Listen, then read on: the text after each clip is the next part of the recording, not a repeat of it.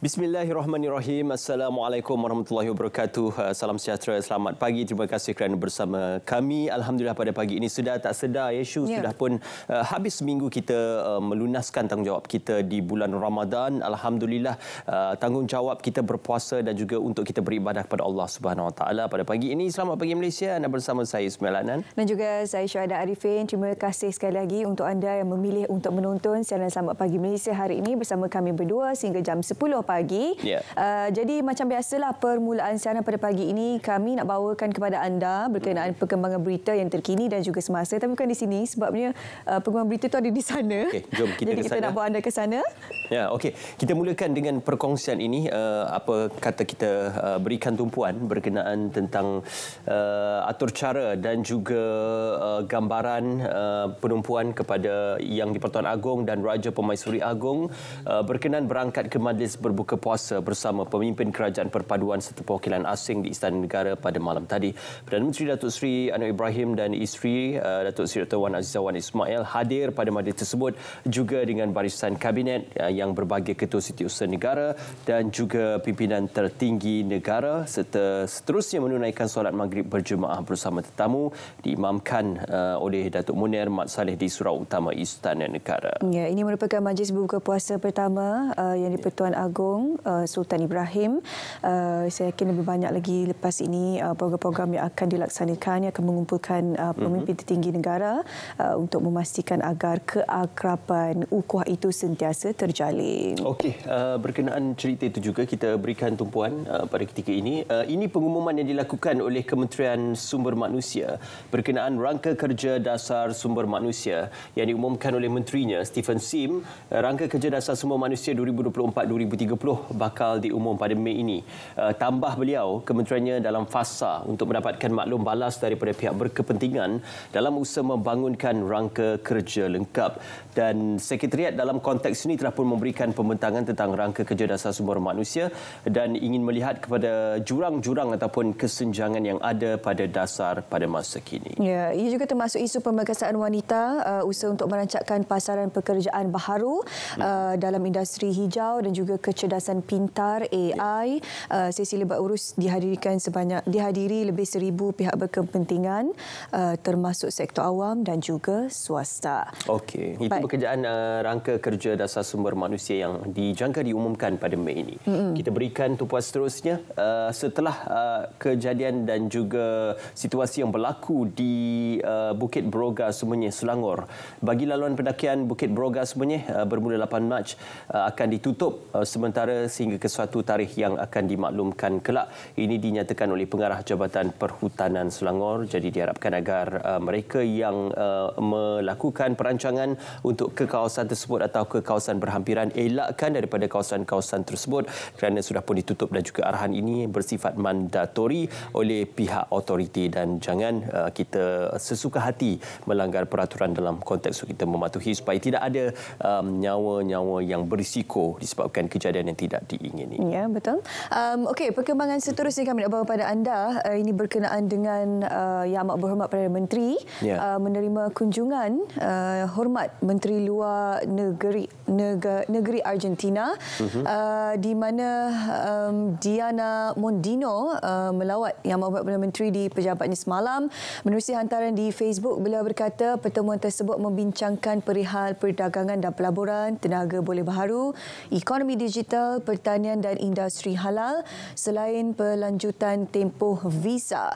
Dan juga sedikit sebanyak berkenaan dengan soal konflik Palestin-Israel di mana Datuk Seri Anwar menggesa agar Argentina mendukung usaha mencapai gencatan senjata dan menyalurkan bantuan kemanusiaan di Gaza. Okey, Argentina juga merupakan salah sebuah negara rakan dagang bagi Malaysia dan juga negara kita dalam konteks untuk kita memantapkan hubungan antara kedua-dua negara.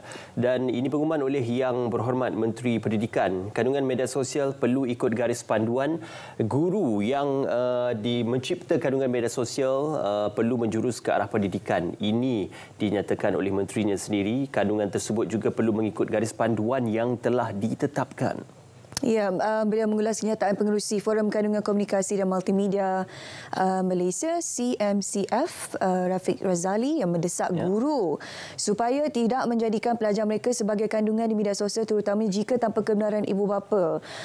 Kita faham sekarang ni ada banyak kan platform media sosial yang memberikan kebebasan untuk mana-mana individu untuk berkongsi, untuk menyebarkan maklumat, tapi kadang-kadang tidak mematuhi beberapa etika yang mungkin tidak diketahui oleh mereka, seperti tidak menutup atau tidak memaparkan gambar kanak-kanak ataupun wajah kanak-kanak tersebut. Itu tidak dibenarkannya dari segi undang-undang sebenarnya, melainkan mendapat konsen ataupun kebenaran daripada ibu bapa tersebut.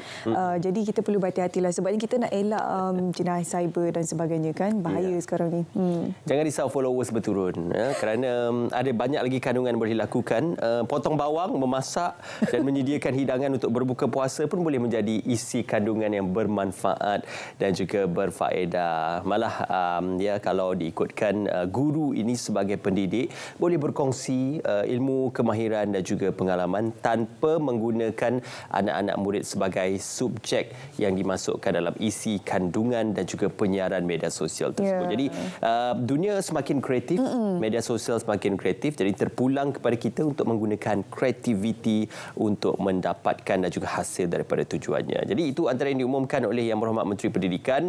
Banyak akan kita kongsikan pada hari ini. Pastinya juga bercerita berkenaan tentang bagaimanakah proses untuk kita memastikan agar pendaftaran padu yang akan berakhir pada hujung bulan ini, seperti dinyatakan oleh Menteri Ekonomi, bahawasanya akan ada pendaftaran dan juga kemaskini berkala yang akan dilakukan oleh pihak kerajaan, tetapi sesiapa yang tidak mendaftar sehingga hujung bulan ini berkemungkinan akan terlepas sebarang bentuk subsidi dan juga bantuan yang akan diumumkan oleh pihak kerajaan. Jadi ambil masa ini untuk melaksanakan kemaskini padu dan juga pendaftaran padu. Ya, betul. Selain daripada itu juga hari ini kita akan bawakan topik yang menarik, bagaimana untuk kita mengeratkan hubungan kekeluargaan di bulan Ramadan ini. Sebabnya kadang-kadang institusi kekeluargaan ini kita tahu ada isu dan juga cabaran. Kita bawakan seorang tetamu hari ini untuk kita membincangkan bagaimana sebenarnya untuk kita mengukuhkan kembali untuk memastikan agar tiang-tiang yang dibina itu sentiasa kekal, agar masjid-masjid yang dibina itu dapat dipelihara daripada sebarang cabaran global masa kini kan. Kita bawakan seorang tamu hari ini. Pastikan anda ikuti kamilah sebab perbincangan kita pada pagi ini pastinya akan menarik perhatian anda semua. Okey, ke mana kita akan ke bazar hari ini? Mungkin itu antara persoalan-persoalan kalau di bulan puasa. Tapi apa kita tukar naratif dan juga perbincangan itu, ke mana kita nak menunaikan solat tarawih berjemaah pada hari ini, kerana untuk kita memanfaatkan dan juga meluaskan radius dan juga tujuan ibadah kita itu di masjid-masjid yang bukan saja terdekat, tetapi kalau ada kesempatan kita pergi ke masjid yang menyantuni dan lebih jauh sedikit untuk kita mendapatkan pengalaman yang berharga di bulan Ramadan ini. Itu antara perkara yang boleh kita fikirkan dalam bulan Ramadan Al-Mubarak ini, insya-Allah. Ya, kita nak berehat seketika. Kembali selepas ini anda boleh ikuti semua perkara-perkara ataupun pengisian kita dah sediakan untuk anda. Jangan ke mana-mana. Selamat pagi Malaysia.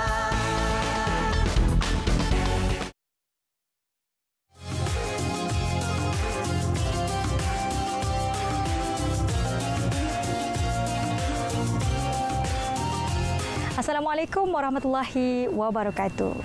Ramadan, ia bukan sekadar mendidik jiwa menahan lapar dan dahaga. Ramadan, ia mengajar jiwa erti mujahadah yang sebenarnya. Kita bukan saja diarahkan untuk berpuasa, tapi kita diseru untuk meninggalkan perkara-perkara yang membatalkan dan mengurangkan pahala puasa. Janganlah kita menjadi seperti mana yang disebut dalam firman Allah, surah Al-Kahfi ayat 103 dan 104.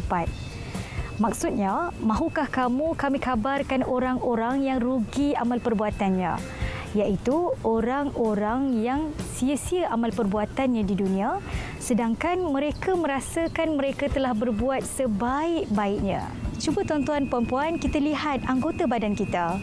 Dari mata kita, apa yang kita perhatikan? Telinga kita, apa yang kita dengarkan seharian? Mulut kita, apa yang kita bicarakan? Apa yang kita ungkapkan? dan minda kita apa yang kita fikirkan. Tangan ini tuan-tuan dan puan-puan, apa yang telah kita lakukan, dan kaki ini ke manakah ia melangkah berjalan. Janganlah kita berpuasa tapi tak solat. Janganlah kita berpuasa tapi mengumpat. Janganlah kita berpuasa tapi tak pandai nak menjaga mata. Kita berjubah, bertudung litub, berkopiah, kita menderma, dalam masa yang sama kita menyakiti hati penerima, semuanya akan menjadi sia-sia belaka. Ya, kita puasa tapi sekadar menahan lapar dan dahaga. Kesimpulannya, begitu pantas Ramadan berlalu, manfaatkanlah setiap detik waktu dengan perkara-perkara yang bermakna sebagai tanda bukti cinta syukur kepada Yang Maha Esa. Assalamualaikum warahmatullahi wabarakatuh.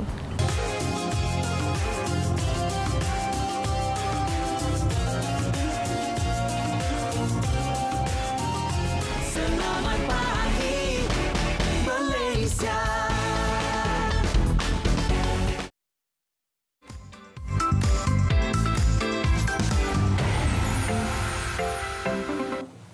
Baik, kita bersua kembali. Kita berikan tumpuan pada ketika ini seperti kebiasaan. Kita nak bersama dengan sahabat penyampai kita di Konti Radio. Ya, Konti Radio Asyik FM, kita nak bersama dengan DJ Ima dan juga DJ Noriman yang sudah pun bersedia di Asyik FM untuk segmen seleksi pagi. Silakan. Ya. Assalamualaikum, selamat pagi Malaysia. Salam Malaysia Madani. Terima kasih pengacara. Selamat pagi Malaysia.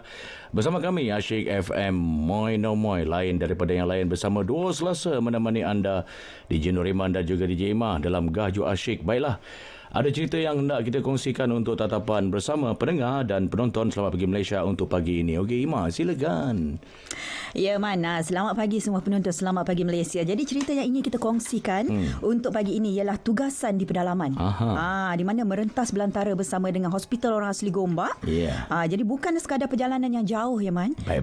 Malah pelbagai dugaan cabaran onak dan duri yang harus kru-kru kita hadapi dan tempuhi bagi menjalankan kerjasama bersama dengan rakan pasukan kesihatan dari Hospital Orang Asli Gombak dan dari PKD Gua Musang untuk melaksanakan penyampaian tentang kesedaran kesihatan, kebersihan di kalangan masyarakat orang asli yang jauh di pedalaman. Dan tugas kami pula sebagai orang yang menjadi perantara untuk menyampaikan maklumat yang ingin disalurkan kepada penduduk kampung, penduduk sekitar, yang kita sampaikan apa yang dibawakan oleh pasukan kesihatan ni. Kesihatan. Baik, perjalanan yang memakan masa 3 hingga 4 jam untuk sampai ke satu-satu perkampungan bukanlah sesuatu yang mudah ya. Kadang-kala berdepan dengan pelbagai dugaan, antaranya jalan yang licin, ya, berlopak, berbukit bukau, hujan yang tidak dijangka, kenderaan yang rosak, tersangkut dalam selut di tengah hutan belantara, namun tidak menjadi penghalang untuk pasukan kesihatan serta kami di Radio Asyik FM meneruskan misi hingga selesai. Selain itu, persiapan dan kelengkapan juga perlu kami ambil perhatian untuk masuk ke kawasan yang jauh di pendalaman. Betul tu Man. Jadi tugasan yang diamanahkan kepada kami sebagai perantara pula, sebagai pemikat dan penarik penduduk untuk bersama-sama merebut peluang dan perkhidmatan yang diberikan oleh pasukan kesihatan ni. Jadi antara yang menarik untuk kita kongsikan adalah pemeriksaan kesihatan, pemeriksaan gigi, juga bekalan ubat-ubatan serta ceramah penjagaan kebersihan dan kesihatan yang seharusnya menjadi panduan untuk semua lapisan umum. Jadi selain daripada itu juga Man, hiburan sampingan seperti wayang pacak, acara sukanika dan juga karaoke juga menarik perhatian penduduk untuk keluar berkumpul bersama kami yang hadir di setiap perkampungan atau pos masyarakat orang asli. Ya, dan kehadiran konvoi dari pasukan kesihatan juga sebenarnya memang dinantikan oleh penduduk kampung di pos-pos dan perkampungan yang jauh dari bandar untuk mendapatkan bekalan ubat-ubatan untuk penyakit ringan, pemeriksaan kesihatan serta kesedaran tentang penyakit TB, kusta dan pelbagai lagi jenis penyakit. Ada juga antara mereka yang dirujuk ke hospital di bandar oleh PKD daerah masing-masing. Betul tu. Jadi keseronokan orang kata yang dapat kru kami gambarkan bila dapat bekerjasama dengan pasukan kesihatan dari Hospital Orang Asli Gombak terutamanya. Jadi terima kasihlah kepada Hospital Orang Asli Gombak yang memberi kepercayaan untuk kami di Asyik FM turut serta sebagai perantara dalam setiap misi penyampaian tentang kesihatan, perkongsian pendidikan tentang kesihatan kepada masyarakat di pedalaman dan juga di pinggir bandar. Jadi itu saja yang dapat kita bawakan perkongsian pada pagi ini untuk tatapan penonton, pendengar, Asyik FM. Dan kepada semua penonton Selamat Pagi Malaysia pula, jangan lupa untuk ikuti platform media sosial Asyik FM. Kami ada Facebook, Twitter, Instagram, TikTok yang juga kami ada, dan platform terbaru ialah podcast Radio RTM. Dengan podcast ini juga kita boleh mendengar semula program-program di radio yang terpilih di laman sesawang RTM Klik di www.rtmklik.rtm.gov.my, atau anda boleh memuat turun aplikasi RTM Klik di telefon pintar anda. Baiklah, jadi jangan lupa singgah di Radio Asyik FM Monomoy, pastikan anda temui kelainan di stesen kami. Dan kembali kepada rakan kita di Selamat Pagi Malaysia. Asyik FM Monomoy. Okey, baik. Terima kasih kepada rakan penyampai kita dari Asyik FM untuk perkongsian bagi segmen Seleksi Pagi. Okey, kita nak bercakap selepas ini berkenaan tentang menggapai rahmat Ramadan penawar luka, tetapi kita nak sama dengan sahabat kita untuk pelaporan Jelajah Ramadan 2024 bersama dengan Azidi bin Abdullah untuk kita memberikan gambaran Jelajah Ramadan pada kali ini. Hello, Assalamualaikum. Hello, Assalamualaikum. Salam. Okey, dekat mana sekarang ni Azidi, kalau kongsikan lokasi terkini? Okey, untuk lokasi terkini saya berada di negeri Selangor. Jadi sebelum itulah saya nak kongsikan sedikit. Semalam memang sangat-sangat teruja apabila Jelajah Ramadan siri ke-12 ini masih lagi rancak sebenarnya berjalan di beberapa negeri. Semalam negeri Perak menjadi lokasi ke-6 untuk Jelajah Ramadan pada tahun ini. Terus saya cerita lebih lanjut untuk Jelajah Ramadan hari ini. Suka saya nak kongsikan sedikit antara coretan yang berlaku di negeri Perak semalam. Mana sekitar pukul 10 pagi, tim konvoi Jelajah Ramadan berkesempatan untuk menyantuni anak-anak yatim daripada Pertubuhan Kebajikan Anak Yatim Darul Salam, Ipoh Perak, beramai 43 orang. Mereka yang berusia setahun setengah sehinggalah 21 tahun, mereka dibekalkan oleh penaja kami iaitu Petron dengan RM200 untuk membeli baju raya. Dan dapat saya kongsikan juga keceriaan raut wajah mereka jelas terpancar dengan layanan yang diberikan oleh penyampai radio RTM, antaranya Radio Perlis FM, saya sendiri daripada Kelantan FM, juga daripada Nasional FM, semualah yang turut terlibat sama dalam menjayakan program Jelajah Ramadan pada kali ini. Dan untuk sebelah petang pula, tim konvoi Jelajah Ramadan berada di Surau Atin RPT Sheikh Johan di Jalan Tanjung Kualang, Batu Gajah, Perak untuk meraihkan penduduk tempatan dan juga pendengar radio RTM khususnya. Jadi penduduk tempatan dan juga tim RTM berkesempatan untuk menyediakan bubur lambuk secara bergotong royong dan terus diagihkan kepada semua pengunjung yang hadir. Banyak lagi sebenarnya yang berlangsung semalam yang dianjurkan oleh Perak FM. Antaranya siaran secara langsung di Radio Perak FM. Juga ada penyampaian sumbangan zakat kepada asnaf. Ada tazkirah Ramadan daripada Ustaz Selebriti iaitu Pinyu Yuk. Juga penampilan khas seorang pepengaruh media sosial iaitu Apit Wan Lebo yang memeriahkan suasana di sana. Jadi untuk pergerakan konvoi pada hari ini, pagi ini tim Jelajah Ramadan akan bergerak ke flat Desa Mentari 1 dan juga flat Lembah Subang 2 bagi acara menyampaikan sedikit sumbangan lah kepada mereka dan juga bagi menjadikan bubur lambuk kepada penduduk tempatan. Dan setelah itu petang nanti kami akan terus bergerak ke Kuantan Pahang. Itu menjadi lokasi yang ke-8 untuk acara yang berlangsung esok Jelajah Ramadan RTM bersama Petron dan juga Nesku. Saya rasa sekarang itu dulu laporan pergerakan tim konvoi Jelajah Ramadan RTM. Jadi untuk maklumat lanjut, anda mungkin nak menonton video-video yang kami sediakan, anda boleh tontonlah video pendek kami yang telah kami sediakan di setiap platform media sosial Radio RTM. Okey, semua stesen negeri mengambil video untuk menjadikan sebagai kenang-kenangan lah. Jadi saya rasa itu saja. Kembali semula bersama dengan Syahida dan juga Ismail. Okey. Terima kasih Azidi untuk laporan tersebut. Jelajah Ramadan akan ke beberapa lokasi juga selepas ini. Jadi nantikan dan juga dapatkan perkabarannya serta perkembangannya kerana kita akan bersama dengan anda di beberapa lokasi terpilih selepas ini. Program ini bagus sebenarnya dan juga baik untuk seluruh masyarakat lah kerana kita menyantuni mendekati dan juga dalam masa yang sama kita mengeratkan hubungan silaturahim kita sesama Muslim. Dan cakap berkenaan hubungan yang erat ini bukan sahaja dari sudut komuniti, tapi kalau kita kecilkan sedikit dari sudut kekeluargaan juga penting untuk kita menjaga ukhuwah dan juga silaturahim ini. Okey, bagaimana kita nak menggapai nikmat Ramadan khususnya menggunakan bulan yang mulia ini untuk kita merapatkan dan juga mengeratkan hubungan silaturahim sesama keluarga dan juga hubungan antara suami dan juga isteri. Molek untuk kita bercakap lebih lanjut berkenaan perkara ini, kita perkenalkan tetamu kita. Ya, selamat pagi diucapkan kepada Teknologis Siti Fatahiyah Mahamud, Pensyarah Kanan Akademi Pengajian Islam Contemporary UiTM. Ustazah, Assalamualaikum, selamat pagi. Selamat pagi. Terima kasih Ustazah bersama kami. Bulan yang mulia ini adalah bulan untuk kita beribadah dan juga berfikiran positif dengan minda dan juga tubuh yang positif. Tetapi untuk kita mengeratkan hubungan silaturahim, sejauh mana bulan yang mulia ini menjanjikan peluang dan juga ruang supaya tujuan dan juga hasrat tersebut akan dapat dicapai.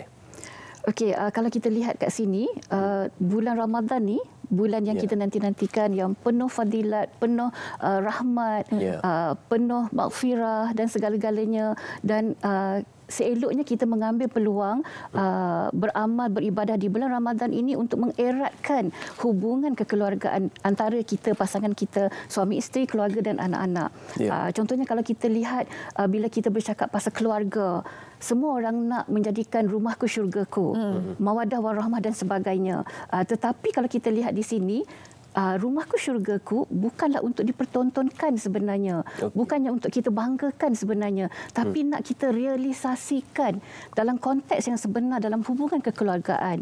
Sebab kalau kita lihat di sini, bila kita sebut tentang kekeluargaan, kita sebut tentang perkahwinan, apa yang kita nak adalah dia datang hanya sekali dan kita nak bahagia selamanya sampai ke syurga. Jadi yang itulah. Jadi bila dengan bulan Ramadan yang ada, yang datang, kita tengok tentang perkara-perkara yang perlu ada dalam pasangan kita.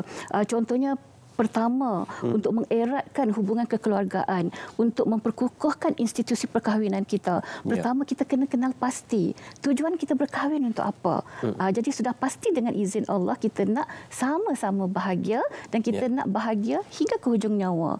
Kemudian yang kedua, kita kena lihat dalam hubungan kekeluargaan, kita perlu ikhlas. Dalam hubungan kita perlu ikhlas dan niat kerana Allah untuk beribadah kepada Allah. Jadi apabila kita niat beribadah kepada Allah, jadi sudah pasti kita akan jaga keharmonian, kerukunan dalam rumah tangga. Dan ketiga, kalau kita lihat dalam kekeluargaan sendiri, kita memang tidak dapat elak untuk memahami fitrah kita. Sebab kita semua tahu, kadang-kadang kita tahu orang perempuan dengan orang lelaki perangannya berbeza. Tapi kadang-kadang kita tahu, lepas tu kita buat tak tahu, lepas tu bergaduh. Bergaduh disebabkan benda yang sebab fitrah berbeza. Contohnya orang perempuan dia sensitif, orang perempuan dia suka merajuk. Kadang-kadang kan Cik Ismail, dia merajuk bukannya apa, dia nak perhatian je. Sama juga dengan lelaki. Kan orang lelaki biasanya sebelum berkahwin dia kata, saya nak awak sebagai ibu kepada anak-anak saya. So kita pun akan rasa bangga nak jadi ibu kepada anak-anak dia. Tetapi orang lelaki dia tetap lelaki. Bila dia dah berkahwin ke Syuhaidah, dia nak isteri dia adalah isteri dia. Isteri dia adalah untuk dia. Tidakkah itu klise?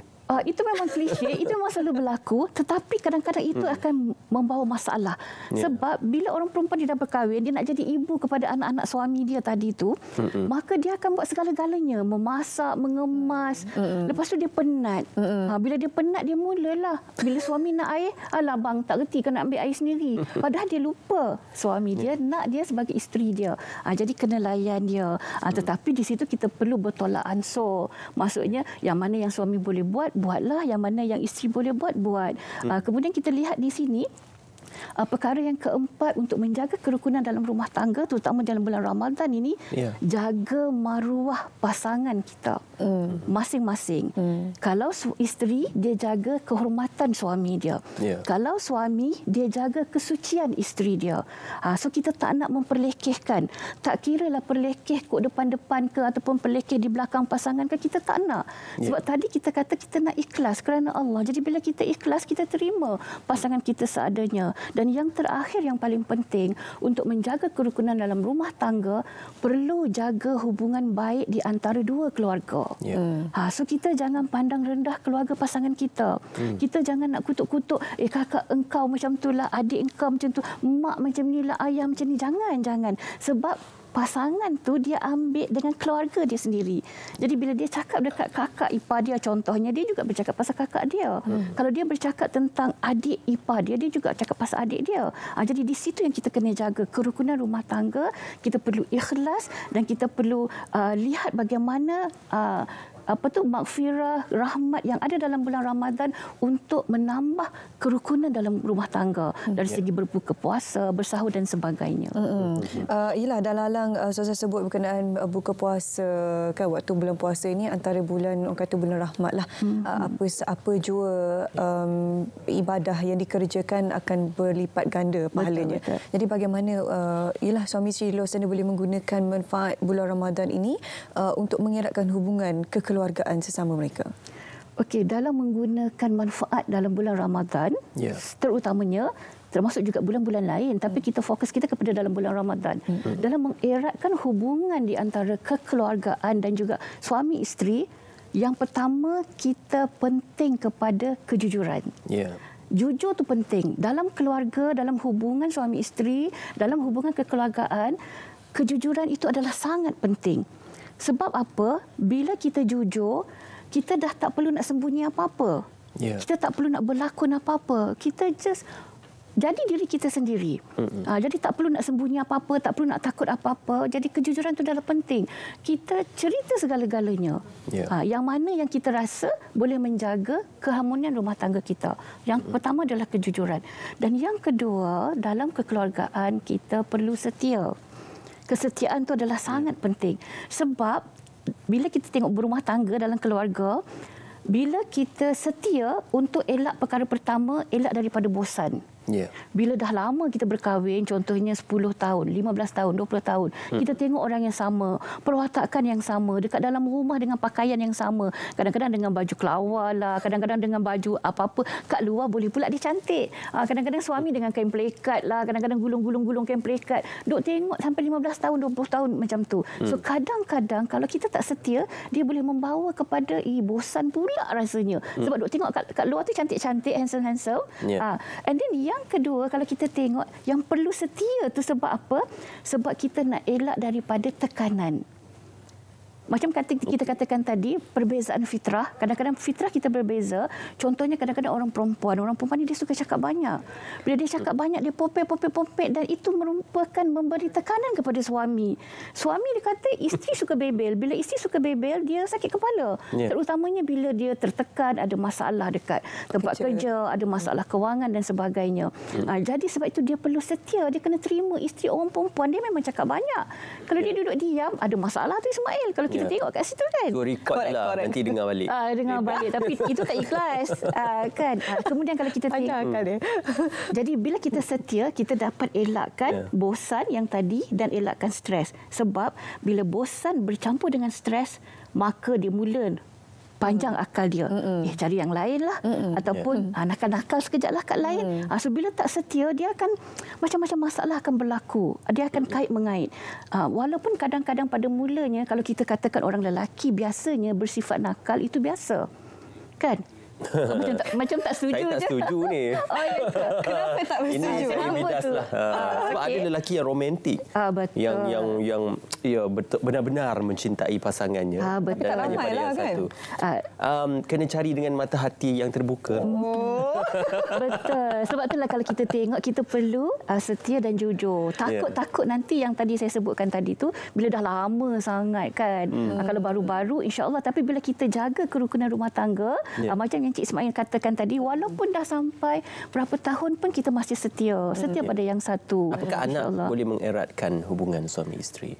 Ya, dengan adanya hubungan anak kita, dia akan mengeratkan hubungan suami isteri, hubungan dalam kekeluargaan. Anak tu menceriakan kita. Anak itu adalah permata hati kita. Jadi di samping kita menjaga kerukunan suami isteri, kita nak sweet-sweet, nak romantik suami isteri, jangan lupa sweet-sweet sama dan romantik dengan anak-anak kita. Sebab anak-anak kita pun bila kita sebut fitrah dia sama. Perangai anak kita yang lelaki, perangai anak kita yang perempuan sama dengan perangai fitrah kita suami isteri. Jadi bila kita ada anak kita menjaga kerukunan rumah tangga, dengan dalam bulan Ramadan, dengan rahmat yang ada, sama-sama buka sahur, buka puasa, sama-sama bersahur. Jadi dia akan mengeratkan. Jangan sampai bila kita nak bersahur je bergaduh anak beranak. Kejut anak pun tak bangun, lepas tu marah anak, bising. Kita tak nak benda itu berlaku. Jadi kita nak menggunakan dengan rahmat yang ada dalam bulan Ramadan ini, mengeratkan lagi. Kejut anak pun dengan kasih sayang. Masak berbuka puasa, masak sahur dengan penuh kasih sayang sebab banyak ganjaran dia. Rahmat Ramadan ataupun barakah di bulan Ramadan ini pastinya menjanjikan ruang untuk membina dan juga mengeratkan hubungan kekeluargaan. Kita sedia maklum, mungkin kalau waktu kesibukan biasa untuk dinner atau breakfast bersama itu agak sukar. Ya, betul. Tapi Allah memberikan ruang untuk kita berbuka puasa bersama keluarga balik awal, bersahur bersama keluarga dan juga mungkin bersolat tarawih bersama keluarga. Jadi apa pandangan Ustazah bila inilah peranan seorang lelaki dan juga seorang isteri untuk memainkan peranan masing-masing dalam memastikan setiap ruangan yang singkat itu dimanfaatkan sebaiknya untuk mendapat barakah Ramadan di samping kita mengeratkan hubungan cinta antara suami dan juga isteri. Okey, betul kalau kita tengok dekat sini, di antara perkara-perkara yang kita lakukan, ibadah-ibadah yang kita lakukan, ia sebenarnya mengeratkan dalam hubungan kekeluargaan kita dengan bersama-sama. Yang kita kata kita tak nak Ramadan tu menjadi lillah ke kerana Allah ataupun menjadi lelah. Lelah ke lillah? Yang mana satu yang kita nak? Sudah pasti yang kita nak lillah kerana Allah Subhanahu Wa Taala. Sebab kalau kita buat kerana orang lain ataupun contoh kalau kita kata kenapa nak puasa? Nak puasa 30 hari di bulan Ramadan. Oh, aku puasa mesti aku kurus. Jadi sesetengah orang kata okey, nak tunggu bulan puasa sebab nak kurus. Janganlah niat macam tu. Kita niat kerana Allah. Sebab kalau kita tengok juga bila kita berpuasa, sentiasa berdoa. Bila kita sentiasa berdoa ketika kita bahagia ataupun kita berdoa ketika kita dilukai, katakan terluka, sedih, kecewa dan sebagainya, sama ada dalam disebabkan kekeluargaan ataupun disebabkan urusan di tempat kerja ataupun mana-mana je di persekitaran kita, bila kita banyak berdoa, kita jangan lupa Rasulullah SAW pernah bersabda yang bermaksud bahawa di antara 3 golongan yang berdoa, ketika mereka berdoa yang tidak akan ditolak. Okey, imam yang adil. Yang kedua, orang yang berpuasa. Sebelum dia buka puasa tu, maksud ketika dia berpuasa dia berdoa, dan doa orang-orang yang dizalimi. Itu antara 3 doa yang tidak ditolak kalau kita lihat. Jadi di situ kita ambil kesempatan bila kita berpuasa, doa banyak-banyak untuk kita kekal bahagia, untuk menjaga kerukunan rumah tangga, dan andainya jika kita diluka, kita ada ujian, berdoa supaya Allah bagi kita kekuatan. Kekuatan yang Allah bagi itulah untuk kita, andai kata kita diberi ujian, ada yang setia, ada tak setia, ataupun ada masalah yang berlaku dan sebagainya, supaya Allah bagi kekuatan kepada kita untuk menghadapi segalanya, supaya Allah bagi kekuatan dekat kita supaya dapat kita sama-sama menjaga keluarga kita bahagia di dunia dan sama-sama kita bawa bahagia hingga ke syurga. Jadi yang tu yang kita nak. Ustazah, ni kita cerita ni untuk konteks suami isteri yang keluarganya kalau kita lihat dari segi luaran nampak kelihatan baiklah, sempurna kan. Tapi lah setiap perkara itu akan ada cabaran ni. Cuma kita nak bawa juga konteks kepada pasangan yang mungkin sekarang ini di badai ombak, di badai ribut, rumahnya goyang dan sebagainya, masjid yang dibina itu semakin goyah, Ustazah. Bagaimana mereka boleh menggunakan keberkatan bulan Ramadan ini untuk merawat hubungan mereka yang sudah lama terluka, yang penuh dengan duri ni, Ustazah? Okey, jadi kalau kita tengok dekat sini, kita tidak menafikan ada kalanya kita diuji. Kadang-kadang kita kata kita bahagia, tapi kadang-kadang kita diuji dengan luka dan sebagainya. Ialah rumah tangga kan. Macam-macam berlaku.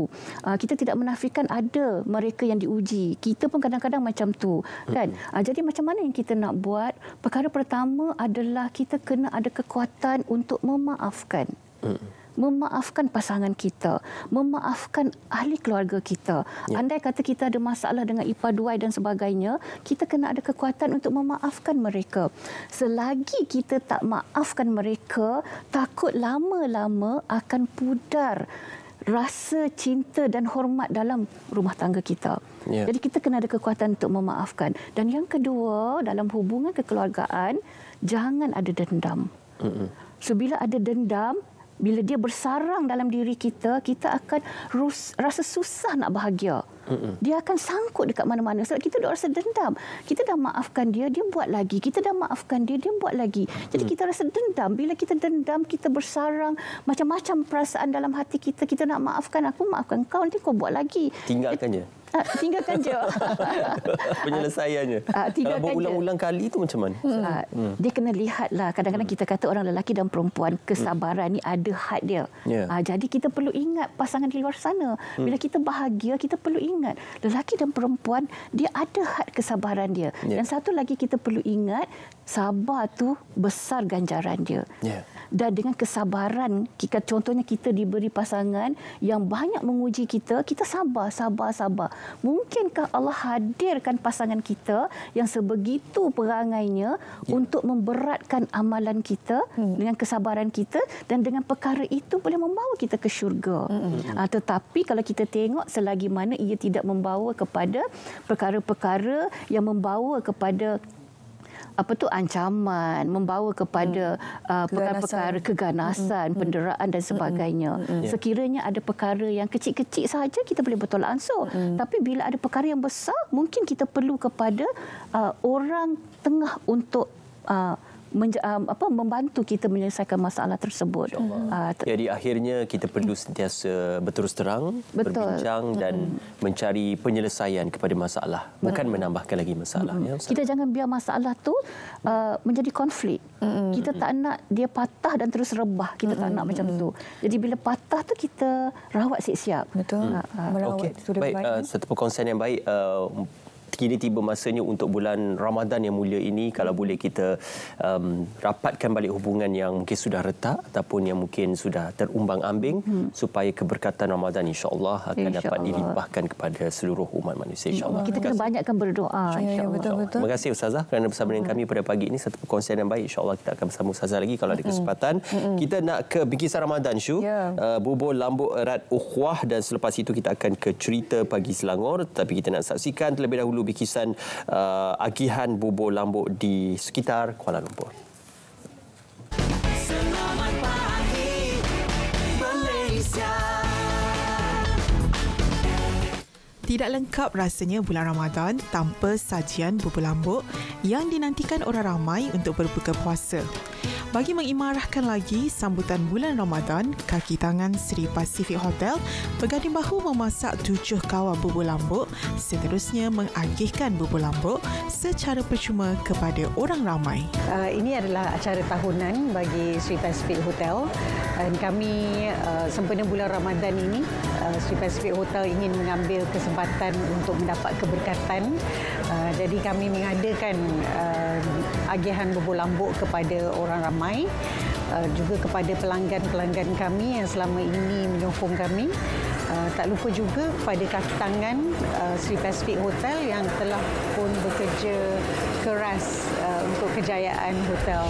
Dengan adanya aktiviti seperti ini, dapat lagi mengeratkan hubungan silaturahim tidak kira agama dan bangsa dalam menjayakan program agihan bubur lambuk secara percuma ini. Bubur lambuk adalah salah satu resepi turun-temurun yang ada di Sri Pacific Hotel ni, di mana penyediaannya sangat unik dari segi bahan-bahan dan rempah. Jadi tahun ni jumlah yang kita buat berbeza berbanding tahun sudah, di mana kita menambah jumlah pada tahun ini lebih kepada 2,000 bungkus untuk diagihkan. Program seumpama ini diharap dapat diteruskan pada masa akan datang sebagai sebahagian daripada tanggungjawab sosial korporat sambil mengeratkan ukhuwah sempena bulan Ramadan. Selamat pagi Malaysia. Baik, itu dia kita saksikan tadi edaran bubur lambuk erat ukhuwah di sekitar Kuala Lumpur, dan seterusnya seperti dijanjikan kita nak ke cerita pagi Selangor. Ya, cerita pagi Selangor bersama Samsa Samsi untuk perkongsian berkenaan dengan Jelajah Ramadan RTM 2024. Silakan Sam. Silakan.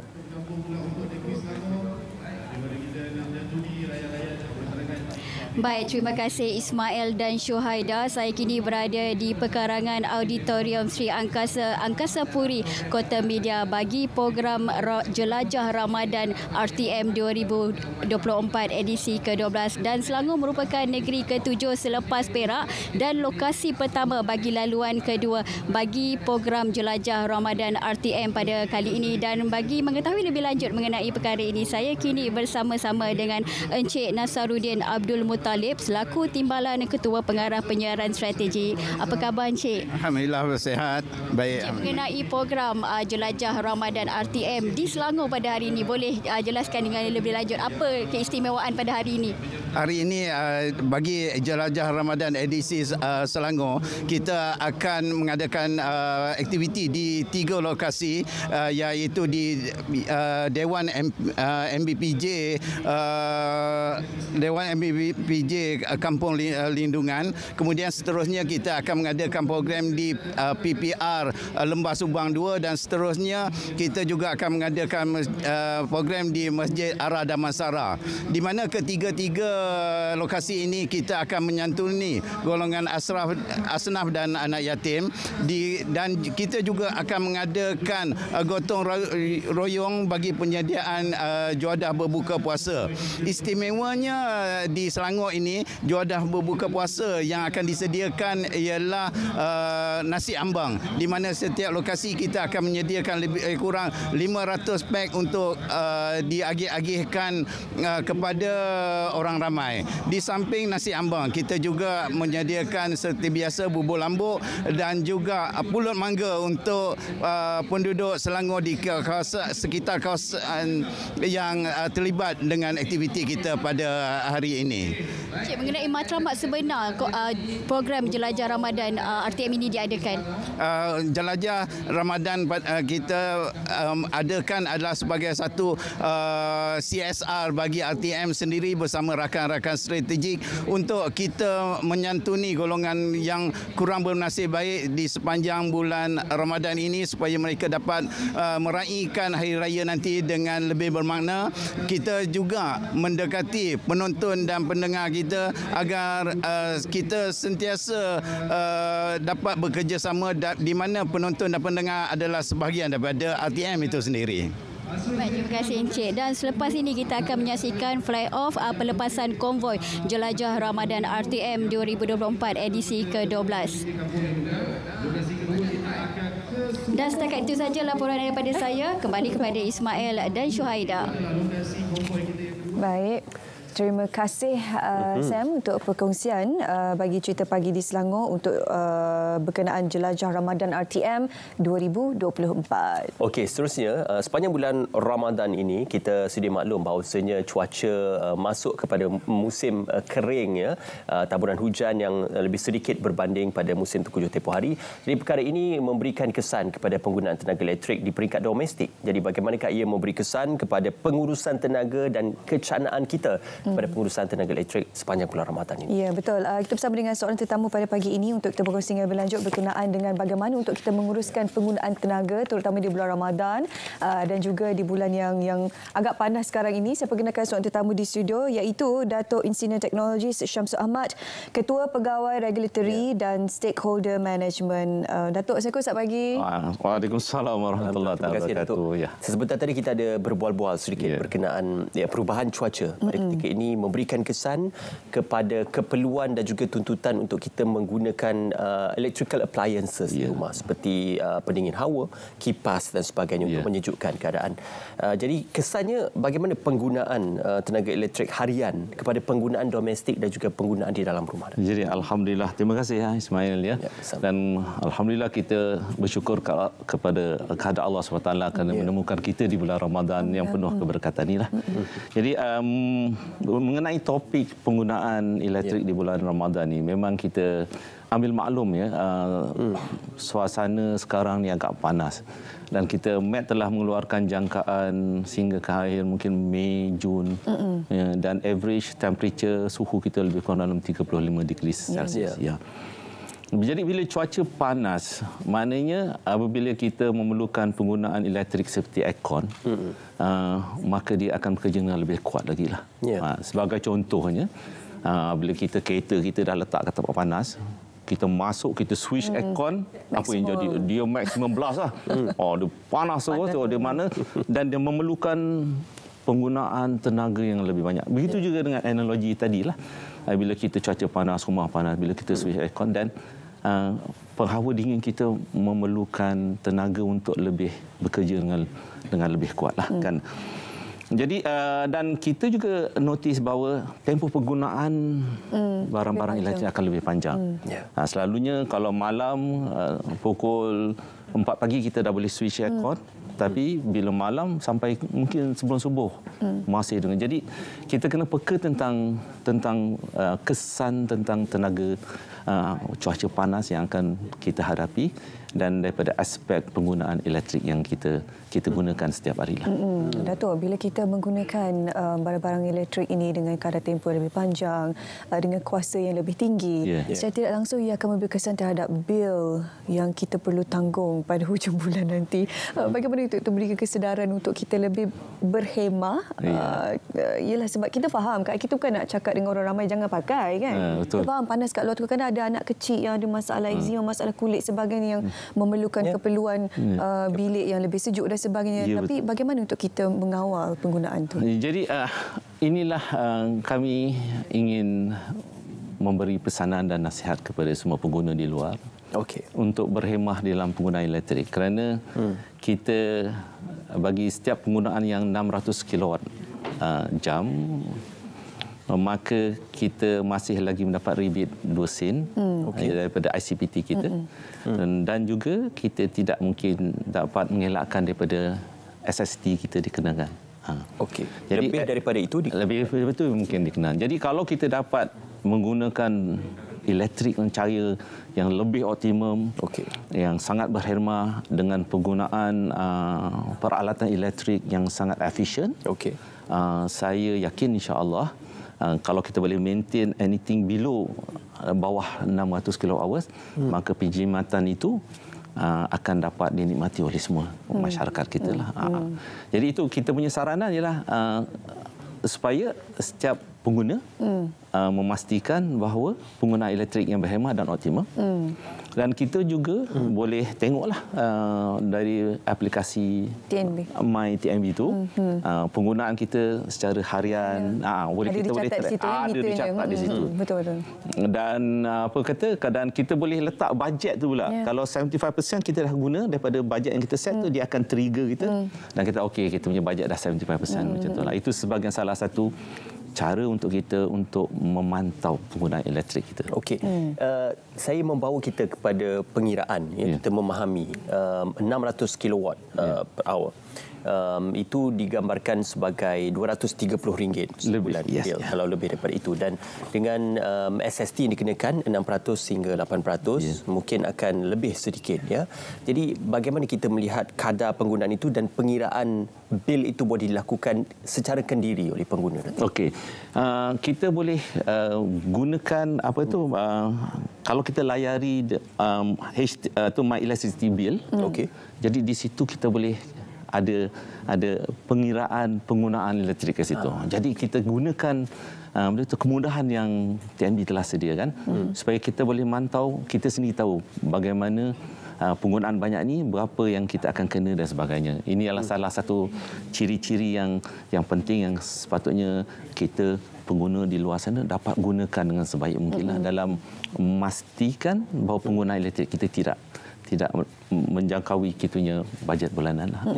Datuk, selain daripada penggunaan aplikasi My TNB tadi, bolehkah Datuk kalau untuk kongsikan dengan lebih lanjut berkenaan tips untuk pengguna di luar sana mengawal ataupun menjimatkan penggunaan tenaga mereka? Jadi cuaca memang panas lah kan. Jadi cuaca memang panas. Kita kata tak boleh tak on aircon kan. Kita pun ingat dulu bahawa tambahan bulan Ramadan ni, bulan Ramadan ni kita pun tahu kan aktiviti kita meningkat malam dengan tarawihnya. Lepas tu sekarang bila nak sampai ujung-ujung ni apa tu kita akan lihat orang akan gunakan peralatan elektrik lebih, masak dan sebagainya lah. Jadi bila kita dalam keadaan panas macam ni, maka cuba kita aturkan kita punya penggunaan dengan lebih berhemah. Kita set aircon kita sebagai contohlah, kalau boleh the optimum is actually 24 degrees Celsius lah. Kan. Macam kat rumah saya set dalam 26-27. Kerana di rumah saya ada seorang energy manager. Isteri saya yang memantau. Yang memantau betul Ismail. Jadi saya selalunya bila balik rumah, orang lelaki kan balik, saya on lah semua, tong pasang aircon, tenang kan. Saya lagi rumah cakap you ni pasang semua, bila saya hilang je dia tutup. So that is energy, gandingan mantap saya dengan isteri saya lah kan. Jadi dalam menguruskan penggunaan tenaga di rumah saya. Jadi average saya bolehlah dalam RM200-300. Alhamdulillah. Ada juga pengguna kongsikan Datuk, penggunaan pendingin hawa itu pasang seketika dan bila bilik sudah sejuk baru pasang kipas untuk memberikan aliran udara sejuk dalam bilik. Malah mengurangkan penggunaan mesin pengering dan menjemur pakaian di bawah matahari.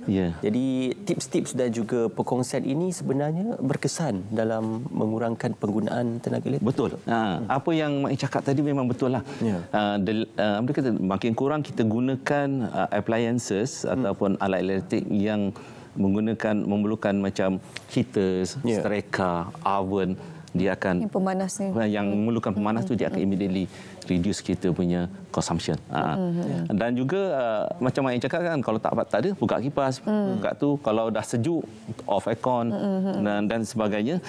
Dan saya juga ingin sarankan untuk kita melihat penggunaan elektrik yang bertaraf, kita bagi dia 4 star atau 5 star yang mana lebih efisien kan, yang telah diiktiraf oleh perusahaan ST kita, Suruhanjaya Tenaga. Kerana apabila appliances itu lebih efisien, maka penggunaan elektrik akan lebih jimat.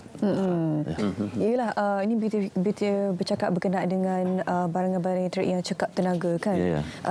Juga boleh membantu, cumanya itulah harga dia sedikit tinggilah sebenarnya jika nak dibandingkan dengan appliances yang bukan cekap tenaga. Tapi orang kata it's a long term investment Datuk kan. Kalau kita you know like aircon contohnya cekap tenaga, mungkin barangkali harga dia melebihi 1,000-2,000 ke atas kan. Kalau tak cekap tenaga itu murah, tapi bil elektrik tu akan nampaklah refleksinya kalau kita invest dekat barang-barang yang di samping cekap tenaga, cekap penggunaan kita pun perlu sangat perlu Datuk, boleh dikongsikan berkenaan inisiatif energy budget dalam aplikasi MyTNB yang difahamkan akan menghantar notifikasi sekiranya penggunaan melebihi 75%. Jadi aplikasi MyTNB ni dia punya satu ciri-ciri yang mana kita boleh kita sebut tentang cerita sekarang ni smart meter kan, meter pintar ni kan. So dia boleh extract daripada data daripada meter pintar tu, dia boleh letak tiap hari.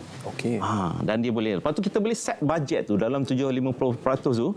Kan kata tahun tu hari tu kata bulan tu kita budget 75%. Lepas tu nanti dia akan trigger kita. So ini memberikan kita satu satu notification lah kepada kita supaya budget kita ni.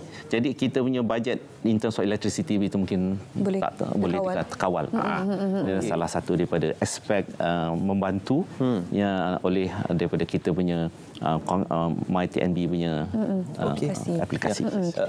Aplikasi MyTNB ni memang bagus dan saya boleh testify lah sebab saya pakai juga MyTNB. Saya pakai. Alhamdulillah. Kita memang boleh monitor berapa jumlah elektrik kita pakaikan setiap bulan, boleh buat pembayaran bil elektrik di situ juga. Lebih mudah sekarang, tak perlulah ke bangunan elektrik. Boleh bayar untuk ibu bapa, rumah boleh.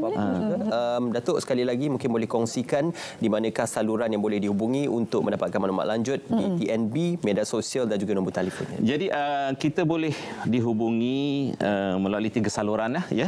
Satu, kita klik kita call dan juga kita come over. Jadi insya-Allah TNB sentiasa bersedia untuk membantu semua pelanggan-pelanggan kita. Kita boleh gunakan daripada seperti TNB Careline, lepas tu cari email pun boleh, TNB Careline, tnb.com.my, dan juga boleh telefon 1300 885454 ni. Saya ingat 13885454 ni satu nombor yang sangat famous lah. Breakdown je kita tahulah 5454 lah kan. Mesti cari nombor tu lah kan. Okey, baik, terima kasih Datuk Suwita hari ini berkongsi mengenai topik kita, bagaimana kita boleh menggunakan tenaga dengan lebih berhemah terutamanya di bulan puasa. Okey, terima kasih juga pihak TNB dan juga untuk anda mendapatkan maklumat lanjut, hari bekerja 8 pagi hingga 7 petang, hujung minggu dan juga cuti umum 8 pagi hingga 5 petang, TNB Careline. Terima kasih Datuk, terima kasih TNB. Kita nak ke jelajah Ramadan yang disediakan bersama dengan anda untuk Selamat Pagi Malaysia. Right. Baik, akhirnya jelajah Ramadan 2024 berada di Ipoh, Perak. Selepas Kelantan, Terengganu, Perlis, Pulau Pinang, Kedah dan hari ini berada di Perak. Seterusnya, jelajah Ramadan akan ke Ion Klebang untuk program membeli belah bersama dengan anak yatim dan kemudian akan ke Tanjung Tualang untuk program seterusnya. Di Ion Klebang, Petron menaja 39 anak yatim dari Pertubuhan Badan Kebajikan Anak-anak Yatim Darussalam. Mereka terdiri daripada 21 lelaki dan 18 perempuan. Pada hari ini kita akan menyantuni mereka, bersama mereka, menjadikan mereka anak angkat untuk membuat belian barangan-barangan pakaian untuk menyambut Hari Raya. Sebenarnya tak semestinya Hari Raya. Kalau dia orang perlukan pakaian untuk pergi ke sekolah ke misalnya, ataupun pakaian nak berjalan ataupun nak duduk di rumah ke, kita boleh sediakanlah insya-Allah. Pada program tersebut juga, Petron turut menyampaikan duit raya kepada anak-anak yatim. Selesai di Ion Klebang, konvoi seterusnya bergerak ke Surau Ad-Din, RPT Sheikh Johan Tanjung Tualang. Di sini, Petron turut mengedarkan 90 set bantuan asas kepada golongan asnaf. Kami ada yang terlibat dalam yang bagi sumbangan semua. So kami ada bagi yang beras, ada yang macam care package. Kita ada yang buat care package beras, yang minyak masak, ada yang gula, yang semua yang sesuai untuk yang bahan dapur lah. Sumbangan sama turut diterima 45 asnaf di kawasan Manjung. Untuk program Jelajah Ramadan edisi ke-12, semua stesen minyak Petron di Perak bekerjasama menerusi program Tanggungjawab Sosial Korporat CSR.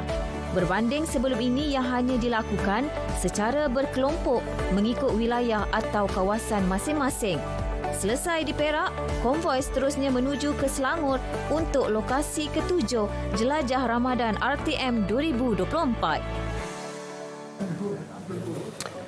Okey, itu je jelajah Ramadan yang dilaksanakan sepanjang bulan Ramadan Al-Mubarak ini. Seterusnya kita nak ke Met Malaysia. Ya, untuk kita tinjau ramalan cuaca hari ini bersama dengan pegawai meteorologi di sana, silakan.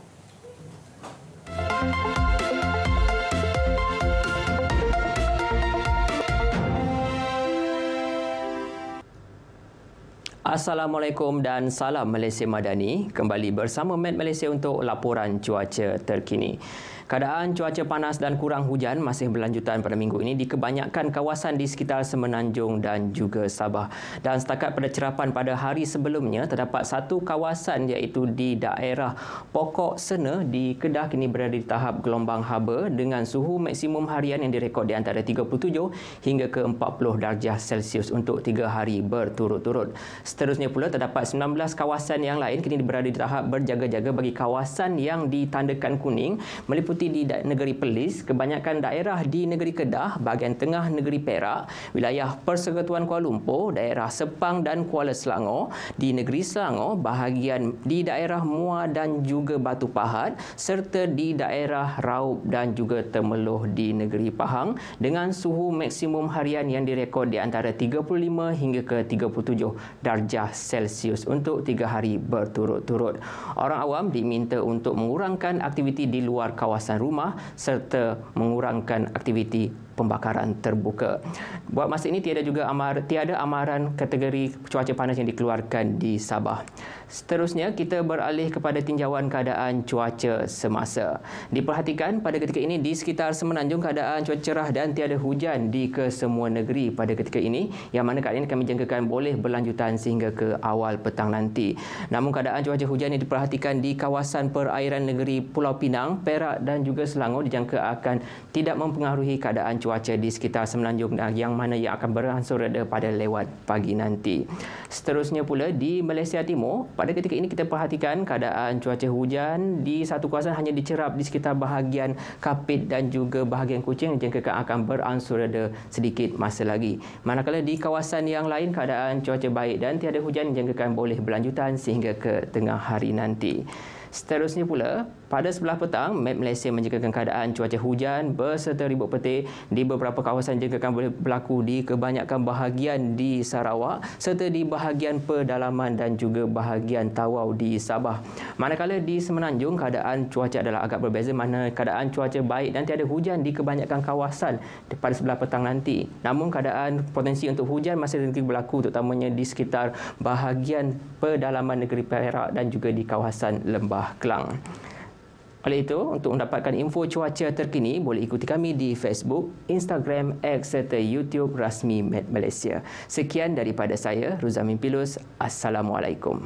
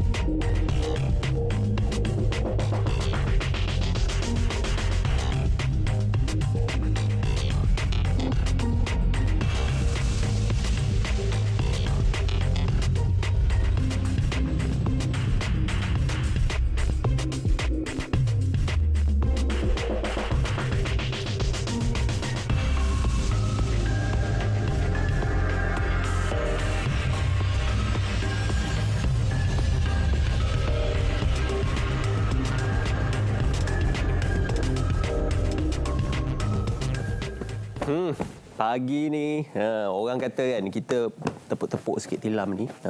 Ni bagi dia macam empuk kan. Okey. Dan juga untuk kita nak kongsikan bersama dengan anda, tak lengkap kalau tilam tak ada bantal. Kita mestilah tidur berbantal, bukan berbantal lengan semata-mata. Jadi hari ini Herbal Fame bantal herba istimewa. Penerbit saya dah kirim ni, nak 3 ni dia kata bantal ni dia nak. Okey, jadi bersama dengan sahabat saya Zaitun nak kongsikan apa yang ditawarkan oleh Herbal Fame bantal herba istimewa pada pagi ini, Zaitun. Terima kasih Ismail. Ismail tadi pegang-pegang dah kata apa? Alah, hai bantal ni buat rasa mengantuk. Ya, betul. Sebab apa? Apa yang kami tawarkan kepada anda, ini bukan bantal yang biasa-biasa. Dekat luar kita nampak bantal tu empuk, bantal tu seronok kalau nak tidur, tetapi bukan bantal herba. Kami tawarkan kepada anda, ini merupakan bantal herba yang memang Zai boleh jamin anda pergi mana-mana anda takkan jumpa.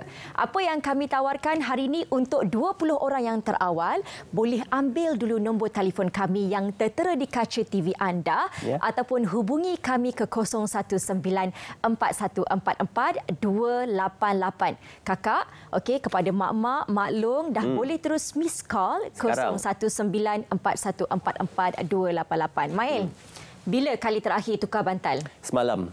Semalam? Saya 2 minggu sekali saya tukar. Tukar bantal. Tukar bantal. Bantal ke cadar bantal? Bantal terus. Bantal terus. Saya suka beli bantal. Kejap lagi 3 ni saya sapu ni. Tak, sebab Itulah. nak bagi dia rasa macam ada new environment kan, rasa baru tu. Lah. Okey, tapi ini masanya untuk kita tukar bantal ni. Ya, betul. Itulah baru nak promotekan Mael kan. Saya boleh beli lagi ni. Ya, betul. Sebab bantal ni sebenarnya ada juga tarikh luput. Selepas 2 hingga 3 tahun. Maksimum 3 tahun anda dah kena tukarkan dengan bantal yang baru. Sebab apa? Kalau perasan dekat rumah, bantal kita ni kadang-kadang sampai 10 tahun pun ada yang sampai dah bertarik lalat, dia kuning-kuning, berpeta-peta. Dah ada peta kan. Kakak, peta tu bukan peta Malaysia, peta dunia pun ada. Sekarang ini adalah waktu yang sesuai, waktu yang anda perlukan untuk tukar bantal. Okey, bukan sahaja orang kata kita ni tidur kena pastikan tilam je. Tidak, bantal juga memainkan peranan yang sangat-sangat penting. Sebab apa? Bantal inilah yang boleh menyebabkan kita bangun pagi. Kadang-kadang kalau yang tak betul tu, sakit kepala rasanya, sakit tengkuk. Dan kadang-kadang disebabkan kepala dengan tengkuk ni, dia ada kena mengena dengan belakang kita juga tahu.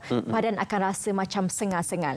Sebab itulah kenapa anda perlu dapatkan bantal herba daripada kami. Kami tawarkan kepada anda ni bantal daripada yang 1 herba sampailah anda nak berapa? 16 herba pun ada juga. Ini antara herba-herba yang dimuatkan atau dimanfaatkan untuk bantal herbal fame ni ya. Betul. Antara yang paling utama adalah kita ada daun semambu, kita ada juga wangi-wangian seperti lavender, rose, jasmine.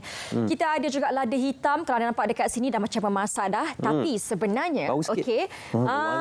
Dia bau wangi kan? Tak ada bau-bau herba kan? Disebabkan ada aroma-aroma seperti jasmine Arab. Okey, ini adalah satu aroma yang boleh membantu anda untuk mendapatkan keselesaan. Sebenarnya kan kalau orang kata sebelum ni lah kalau kita dengar kan daripada segi saintifiknya, bila kita buat kajian, wangi-wangian ni dia boleh membantu okey untuk mendapatkan tidur yang lena. Sebab itulah untuk pengetahuan anda, apa yang kami tawarkan ini bukan semata-mata untuk herba-herba sahaja, bukan semata-mata untuk ginseng sahaja. Kita tambahkan juga aroma-aroma seperti khasiat bunga meluk. Anda boleh nampak di kaca TV, kita bagi tahu sikit supaya anda dapat satu pengalaman yang baru. Dan ginseng, biasa ginseng orang gunakan untuk ubat-ubatan. Jadi sebab tu kita letakkan dalam bantal okey supaya anda boleh mendapatkan tidur yang lena. Okey, Mes sini. Kamera boleh tunjuk dekat-dekat, okey dekat tangan Zai ni. Kamera. Dekat sikit. Tengok bantal Zai pegang ni. Ya, betul. Dekat tangan Zai ni, okey kalau anda nampak, sebenarnya inilah herba-herba yang kami letakkan di dalam bantal supaya anda mendapatkan keselesaan. Ini okey ada 16 herba yang kami tawarkan kepada anda. Boleh tengok betul-betul di kaca TV. Macam mana cara dia ni Zai? Kalau herba-herba ni kita tidur ni macam mana? Tak apa, herba ni kita letakkan dekat sini. Okey, cara untuk anda nak menjaga bantal ni supaya mendapat lagi ataupun tahan lama adalah pertama sekali, kadang-kadang sebelum kita tidur ni, anda gelik-gelikkan aja. Cuba Mael buat. Kita bagi Mael bersenam sikit. Saya tepuk je macam ni. Yang itu pun betul juga Mael. Tapi orang kata kita tidur berbantalkan herba lah ni. Ya, betul. Alhamdulillah. Buat macam mana tadi? Okey, itu. Yang ini, okey, ini yang pertama. Kadang-kadang kan, okey, untuk menjaga bantal, bagi mengekalkan lagi keanjalan bantal tu, ni, tepuk-tepuk kat tepi ni kakak. Biar nampak dia betul-betul. Nampak tak dia punya keempukan? Okey, Zai kan, saya nak tunjukkan kepada anda betapa selesanya dan dalam ni padat adalah tengok ni. Ini bila kita berikan kepada anda, nampak tak? Walaupun bila kita tidur, bila kita bangun kan, dia akan kembali seperti bentuk asal. Inilah yang paling istimewa yang kena anda dapatkan semalam. Buat sekali. Okey, tengok dekat sini. Nampak tak? Okey, kalau kita boleh zoom lagi, dia kembali kepada bentuk asal, memang sangat-sangat istimewa. Semalam kali pertama kami bawakan bantal, alhamdulillah, okey, ramai yang membeli dan ada satu keluarga yang membeli sehingga 5. Okey, 5 biji. Sebab ini sesuai untuk seisi keluarga. Bukan nak kata untuk warga emas yang nak kena pakai herba-herba ni. Semua boleh.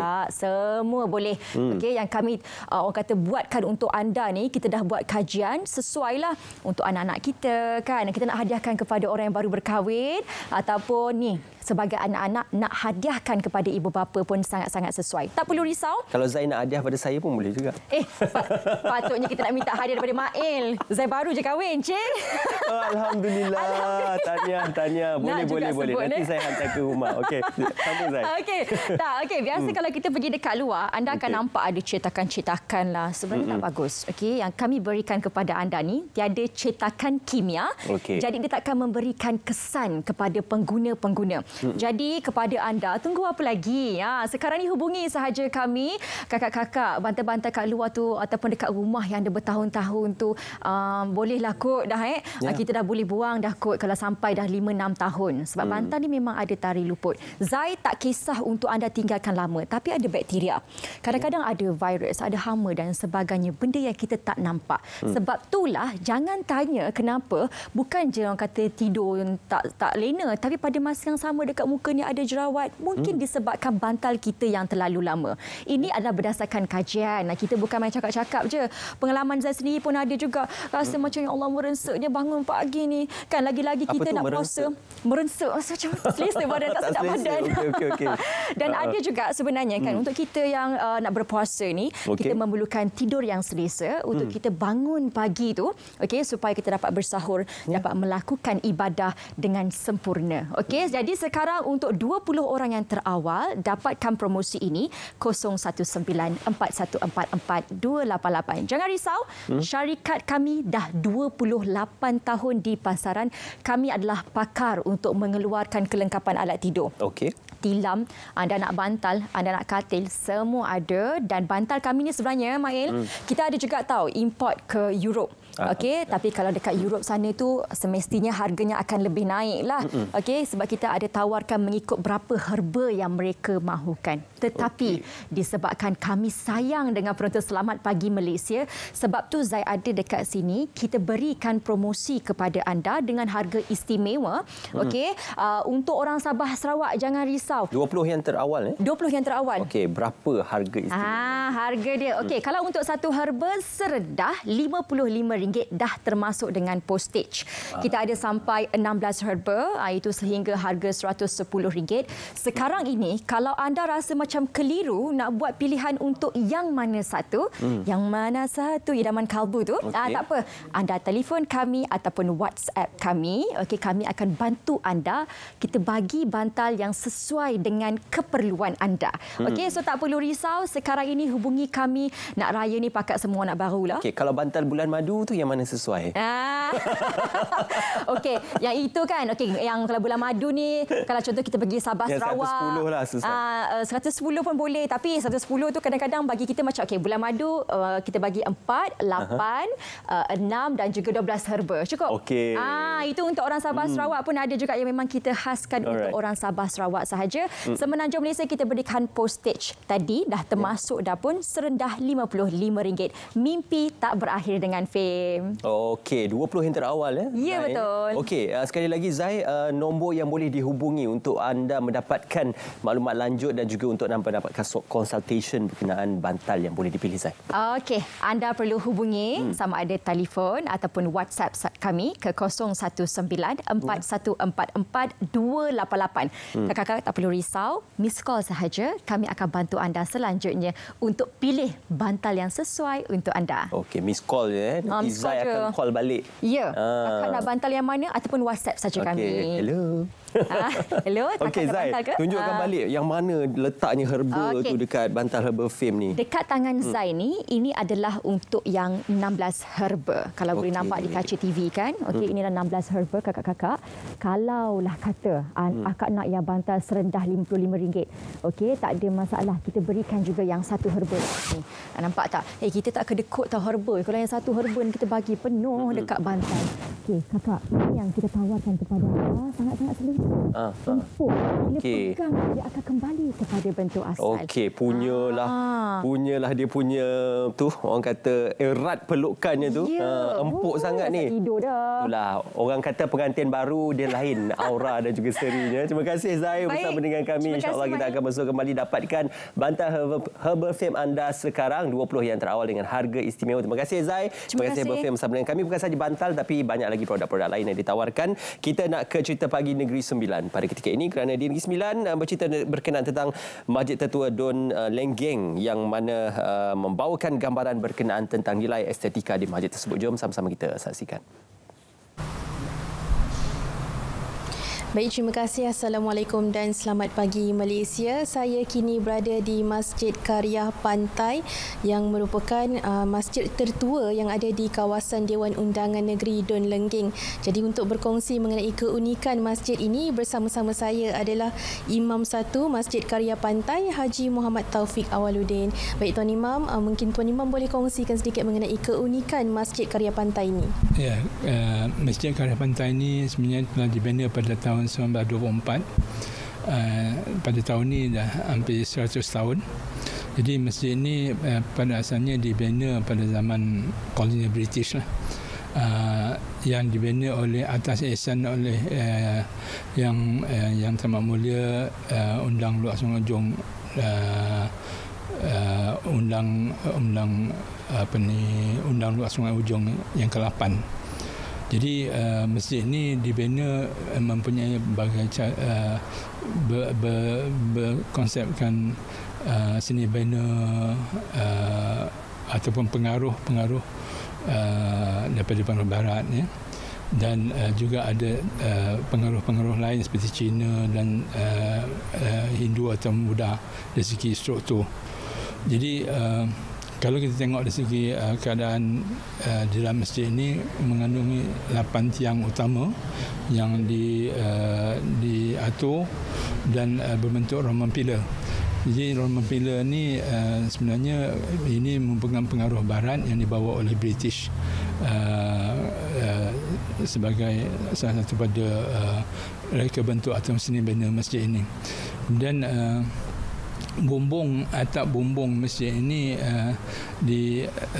merupakan 4 segi tepat, ya, dan yang disebut sebagai sum pecah 4 nama bumbung tu, dan dia akan mengecil dari bawah ke atas. Tuan Imam, mungkin Tuan Imam boleh kongsikan peranan masjid ini sendiri dan juga aktiviti yang kebiasaannya dilakukan terutama ketika bulan Ramadan. Masjid ini berperanan sebagai pusat pengembangan agama Islam di kawasan pantai ini, dan kami menjalankan pelbagai aktiviti, terutamanya solat waktu, solat fardu setiap waktu. Kemudian kita akan adakan solat Jumaat di sini. Kita ada juga majlis pengajian ilmu agama pada setiap malam. Dan pada bulan Ramadan kita ada mempelbagaikan aktiviti. Yang pertamanya kita akan ada solat tarawih. Kemudian sebelah petangnya kita akan adakan majlis tali arwah dan diikuti dengan majlis buka puasa. Kemudian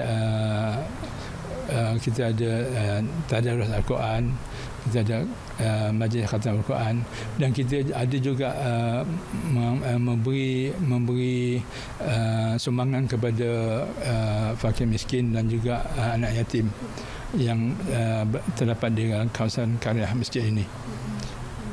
Terima kasih banyak Tuan Imam atas perkongsian itu. Dan itu sahaja perkongsian cerita pagi dari Negeri Sembilan. Kembali ke Angkasa Puri Kota Media. Silakan. Kalau tengok gambar dulu, rasa malu. Kulit saya tak sekata, kusam dan berjeragat. Ramai yang tegur, tak jaga kulit ke? Masalah jerawat, kulit muka berminyak selalu saya alami. Yang seusia saya pun ramai ada masalah yang sama. Sejak amalkan Pearl White Pinky Plus, kulit saya semakin bersih, cerah dan berseri. Pearl White Pinky Plus lengkap dengan nutrisi dari vitamin C, astaxanthin dan maki berry yang baik untuk kulit. Jom dapatkan Pearl White Pinky Plus, hanya yang baik dari Jamu Jelita. Hanya yang baik dari Jamu Jelita. Jadi untuk berkongsi dengan lebih lanjut bagaimana anda boleh mendapatkan tahap kesihatan supaya anda lebih berkeyakinan, berketerampilan menjelang Hari Raya Aidilfitri nanti. Kita bersama dengan seorang tetamu di studio untuk berkongsi dengan lebih lanjut berkenaan dengan produk dan rangkaian Jamu Jelita. Saya perkenalkan terlebih dahulu Nur Atira Samsudin, Pegawai Pemasaran Jamu Jelita. Atira, assalamualaikum, selamat pagi. Waalaikumsalam, selamat pagi. Apa khabar Syu? Sihat, Alhamdulillah. Selamat puasa. Sebab dia baru jumpa masuk puasa kan. Atira tak keseorangan hari ini? Hari ini tidak keseorangan. Saya bawakan rakan sekerja saya, Huda Nazira hari ini. Okey, hari ini sebenarnya Syu, rasanya produk yang anda bawakan hari ini cukup diperlukannya. Lagi-lagi kita ni dah orang kata apa nak menyambut minggu kedua Hari Raya. Pasti ramai yang tengah berkobar ni nak cari sesuatu untuk cantikkan kulit. Maklumlah kita pergi beraya ni bukan badan saja kita pergi, tapi mulut orang pun sama. Orang kan cakap ini, cakap itu kan.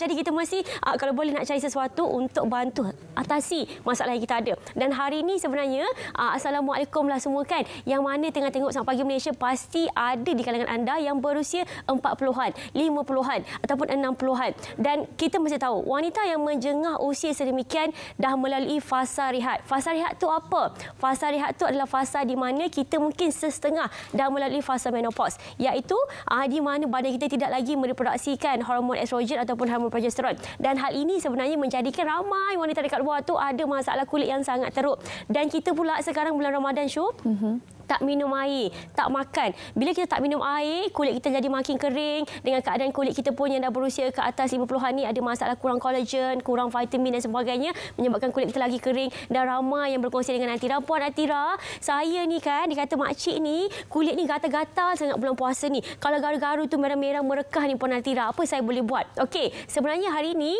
Atira bawakan suatu produk yang mana sesuai untuk diamalkan dari seusia peringkat usia remaja sehingga berusia 50-an ataupun 60-an. Dan produk ni Syu bukan perempuan saja boleh pakai, kita tekankan lelaki pun sama. Produk Puak Pinky Plus ni adalah salah satu produk yang berada di bawah jangka kita hampir 12 tahun. Ramai yang dah amalkan. Semua berkongsikan maklum balas yang sangat positif sebab produk ini mengandungi 20 bahan premium yang antaranya berbahan antioksidan. Mengandungi juga orang kata apa, bahan-bahan lain yang bermutu berkualiti untuk mencantikkan kulit. Dan kita sedia maklum juga bila bercakap pasal kelembapan kulit yang dah hilang ni, di mana sewaktu kita usia muda, setiap orang yang melalui fasa usia muda ada pengeluaran sebum secara semula jadi. Tapi bila kita meningkat usia, macam Atira 30-an, dah rasa dah kulit tu dah mula rasa kering di bahagian bawah mata, di bahagian pipi itu normal. Sebab apa? Sebab kita punya hormon dah berubah, pengeluaran sebum pun tidak seperti sewaktu kita usia remaja dulu. Tapi sebum ni kalau berlebihan pun ada masalah jerawat juga. Jadi kita kena cari atasi macam mana untuk kita balancekan hormon kita untuk stabilkan pengeluaran sebum, ataupun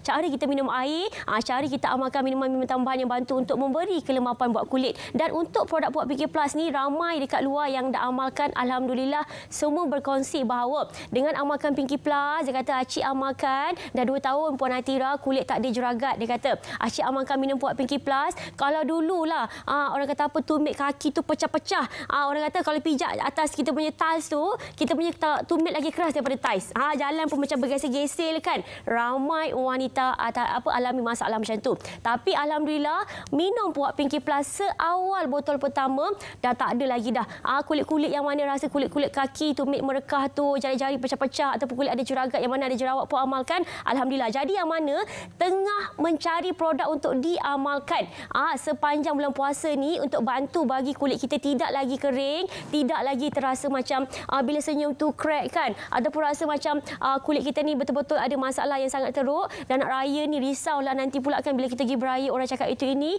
Cari solusi dia, dan ini adalah produk yang anda bawakan yang sesuai diamalkan.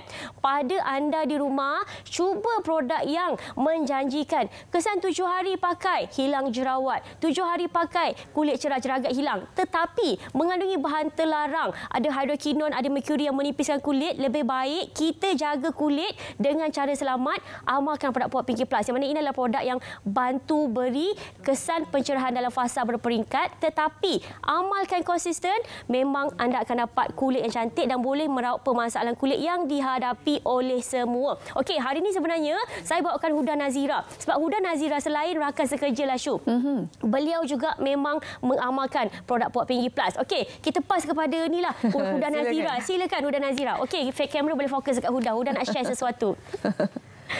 Okey, Assalamualaikum dan selamat pagi. Okey, saya sebenarnya pengguna Puak Pinky Plus dan saya nak tunjukkan sebenarnya saya punya muka sebelum dan selepas saya amalkan memang berubah. Okey, kalau ikutkan ini adalah muka saya yang sebenar sebelum saya amalkan Puak Pinky Plus.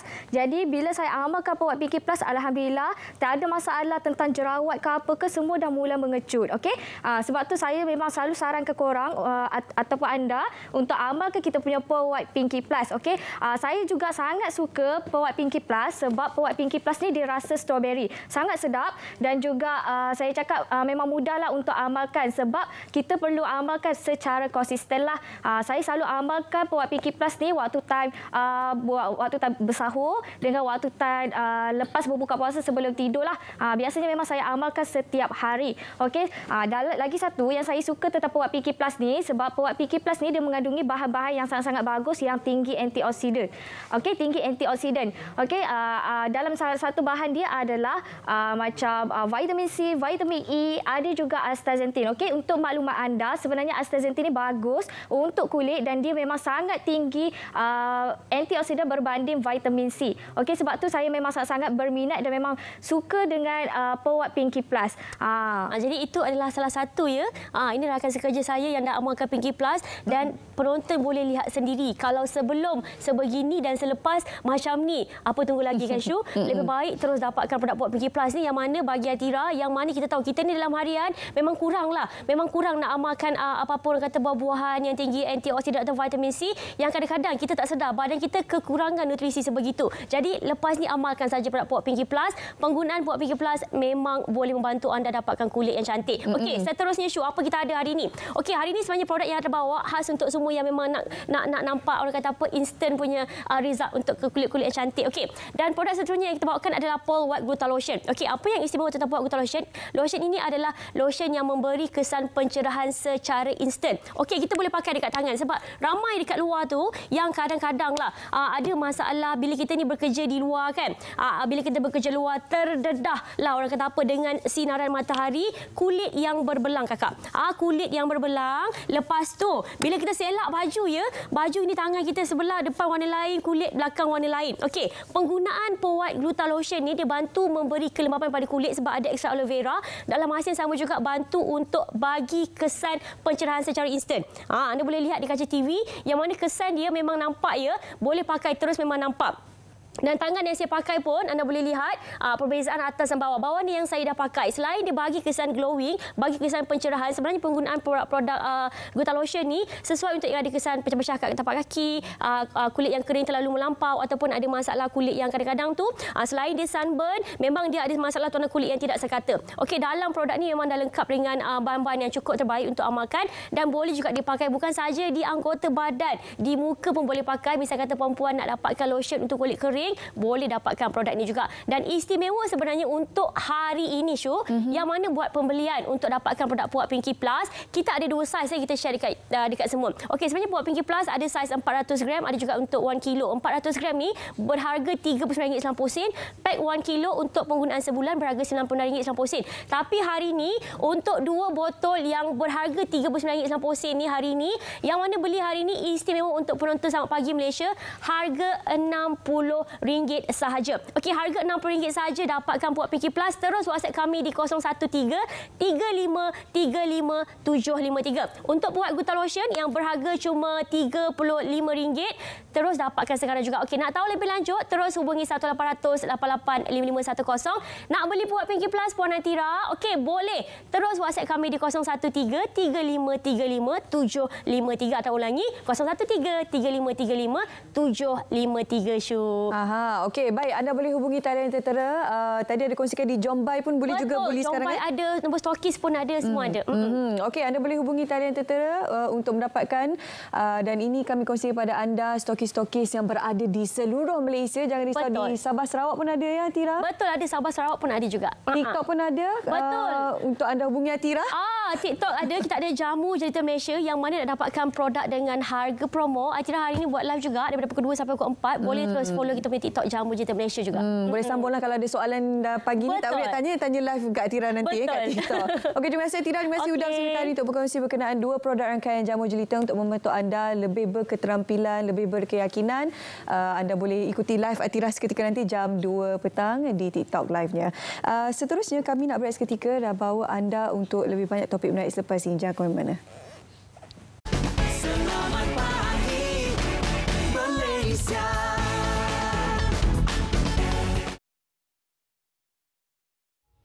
Kerajaan bersedia untuk meningkatkan akses kemudahan pembiayaan kredit mikro kepada golongan yang memerlukan.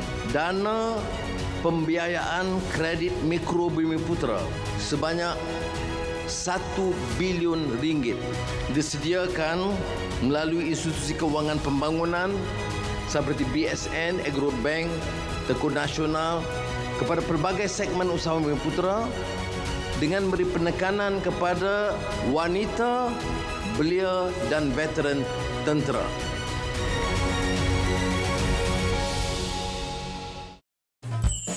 Setitis embun di pagi hari, jauh di atas bunga melati. Inilah waktunya untuk perbaiki diri, raikan Ramadan setulus hati. Selamat menyambut Ramadan Al-Mubarak daripada kami di RTM.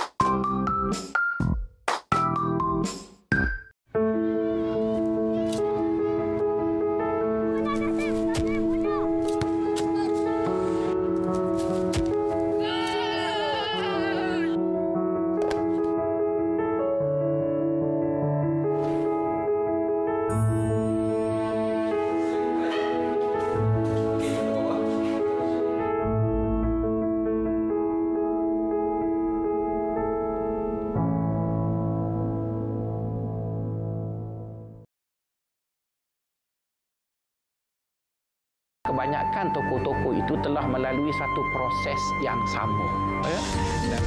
Tiada kehidupan yang sunyi tanpa cabaran. Benarlah kata pepatah, bersusah-susah dahulu, bersenang-senang kemudian. If you have passion in what you do, that will drag you through whatever you want to do. Saya walaupun itulah cabaran-cabaran atau cemuhan-cemuhan rakan-rakan, bagi saya tidak berganjak, saya tidak mengalah.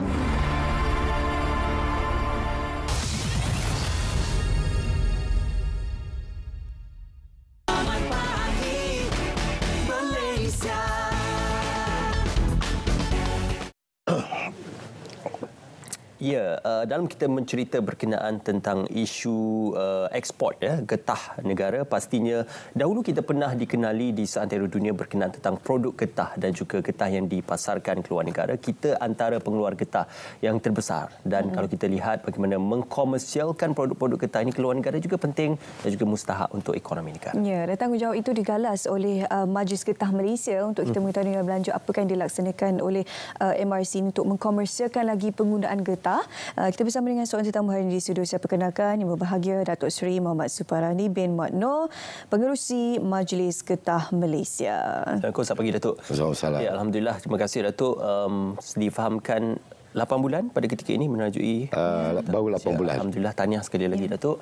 Untuk kita mengenal dengan lebih dekat ya setelah beberapa tahun penubuhan Majlis Getah Malaysia dan juga meladeni usianya, apakah yang boleh digambarkan berkenaan tentang fungsi dan juga tujuan kontemporari Majlis Getah Malaysia? Okay. Terima kasih. Pertamanya bagi pihak Majlis Getah Malaysia MRC ucap terima kasih kerana dijemput untuk hadir dalam program Selamat Pagi Malaysia ini. Sebenarnya Malaysia Rubber Council atau Majlis Getah Malaysia ini ialah sebuah GLC di bawah Kementerian Perdagangan dan Komoditi. Peranan penting yang utama iaitu tugas hakiki kita ialah mengkomersialkan promote getah, produk-produk getah yang ada dalam negara ke luar negara. Setakat ini industri getah secara keseluruhan termasuk dengan raw material dan produk ialah sebanyak RM1 trilion setahun. So it's a big market. Dan kita ekspor kepada lebih 195 negara. Dan yang paling utama kita adalah pengeluar glove yang terbesar di dunia. Yang saya rasa lebih daripada 30% market share di dunia ini. Sebabnya ini lebih dikenali sewaktu pandemik lah, Datuk kan? Masa pandemik. Malaysia dikenali antara pengeluar getah sebabkan kita antara yang terbesar yang mengkomersialkan getah ini untuk dijadikan sarung tangan untuk digunakan bagi perubatan dan sebagainya. Selain daripada pengkomersialan produk, saya difahamkan teknologi baru juga antara perkara yang diambil kira yang sentiasa... Memang benar apa ni, kalau kita nak bersaing dalam dunia global hari ini, sebab kita kena tengok bahawa pengeluar getah di dunia ini lebih kurang ada 37 negara. Dan keunggulan yang ada pada Malaysia ialah we are experience lebih kurang 140 tahun. Sebab itu bila kita melihat kepada produk getah ini, kualiti yang paling baik di antara negara-negara pengeluar ialah Malaysia. Tetapi hari ini kita telah ketinggalan dari segi penghasilan raw material. Sebab itu kita kena ada innovation, kelestarian untuk masa depan, mencipta produk-produk baru. Dan kita sepatutnya berterima kasih kepada Lembaga Getah Malaysia yang selama ini sering membuat penyelidikan dan menghasilkan produk-produk serta teknologi baru. Sebab itu kalau kita tengok bahawa di antara institusi yang terbesar yang ada di dalam dunia ini berada di London, iaitu Institut Tun Abdul Razak yang menyelidik hak getah, itu di bawah Lembaga Getah. Dan hasil daripada innovation yang dibuat oleh Lembaga Getah ini, maka kita ambil dan memberi kepada pemain industri atau industri player untuk dikomersialkan, dan tugas MRC ialah membantu mereka untuk promote dan membuat marketing kepada industri player ini. Pemasaran dan juga penjenamaan kepada industri player ini penting, Datuk. Kita juga menyedari setelah beberapa tahun persaingan di peringkat terbangsa, kehadiran getah sintetik dikeluarkan oleh beberapa negara luar menjadi suatu juga ancaman persaingan kepada negara kita. Jadi bagaimana dalam konteks kontemporari ini kita mempromosikan getah asli yang dikeluarkan di negara kita dan produk-produk itu supaya mampu bersaing dengan apa jua produk-produk pengganti yang dikeluarkan di peringkat terbangsa. Sebab itu saya amat yakin bahawa synthetic rubber ataupun saingan-saingi tidak akan sama dengan kualiti kita. Kerana itu kita kena ada innovation. Dan yang paling penting ialah kita mesti menyedarkan kepada masyarakat pengguna bahawa perbezaan di antara kualiti synthetic rubber dengan getah asli, contoh ialah tilam latex. Kalau kita lihat bahawa di negara-negara Europe, mereka kebanyakannya menggunakan synthetic rubber. Hanya sedikit saja latex asli. Tetapi semasa saya berada di Turki tahun lepas, kita berjumpa dengan Persatuan Latex Turki. Dia memberitahu bahawa kalau boleh mereka nak 100% latex, kerana itu kualiti yang lebih baik berbanding dengan synthetic rubber. Kalau Datuk kongsikan seketika, bagaimana sebenarnya getah ini boleh mempengaruhi kehidupan seharian terutamanya masyarakat? Very simple, every one of us, setiap kita mesti ada getah. Mesti ada getah. What is it? Apakah ia? Jam, kita ada getah. Tali pinggang, kita ada getah. In fact, kasut. In fact, kain, baju pun ada yang getah. Tetapi secara dasarnya, kita keluar rumah, turun daripada tangga, kita ada pelapik getah. Naik kereta, kita ada tayar getah. Sampai di ofis, kita ada kelengkapan getah. In fact, pen pun kita ada getah. Jadi bermakna Allah Subhanahu Wa Taala memberi satu pokok yang tidak ada dalam dunia ini kecuali pokok getah, yang menghasilkan getah. Jadi kita sepatutnya bersyukur di negara Malaysia ini pada peringkat awal kita adalah pengeluar nombor 1. Tetapi disebabkan oleh perkembangan ekonomi dan harga yang menurun. Tetapi alhamdulillah 1 hari 2 hari ini di mana harga getah lebih baik. Sebab tu peranan MRC ini ialah kita kena pastikan barang-barang ini dihasilkan dengan baik dan dijual di negara-negara luar, yang akhirnya ia membawa satu ekosistem, iaitu bila ekspor lebih demandnya tinggi, maka akhirnya dia akan pergi kepada pekebun-pekebun kecil, di mana 80% daripada kebun-kebun yang ada di Malaysia ini dipunyai oleh smallholder. Dan kalau ini berlaku satu ekosistem yang baik, di mana ialah engagement dan leverage di antara ekspor dan pekebun kecil dan industri player, inilah matlamat PMX untuk menotahkan kemiskinan. Dan kita lihat bahawa antara miskin tegar yang terbesar dalam negara ialah di kalangan pekebun-pekebun kecil getah. Ya, tiba masanya kita menjenamakan semula industri getah dan produk getah. Tadi saya tertarik Datuk menyentuh berkenaan kita membawa gambaran kualiti produk getah kepada pasaran ekspor antarabangsa. Maka pada ketika ini, apakah perancangan yang dilakukan oleh pihak MRC dan pihak berkepentingan untuk melihat mungkin negara-negara fokus yang boleh menjadi antara negara rakan dagang ataupun rakan pembeli getah dan juga produk getah kita, dan juga pasaran-pasaran ekspor yang berpotensi? Kalau disebutkan Datuk tadi, ada beberapa negara yang sudah mula beralih kembali kepada 100% latex. Jadi, apa perancangan untuk pasaran ekspor kita?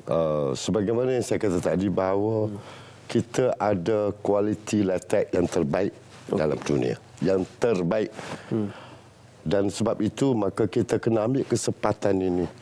Kerana itu MRC dalam soal juga kita mempromosi dan membuat marketing kepada industri player ini, produk-produk ini.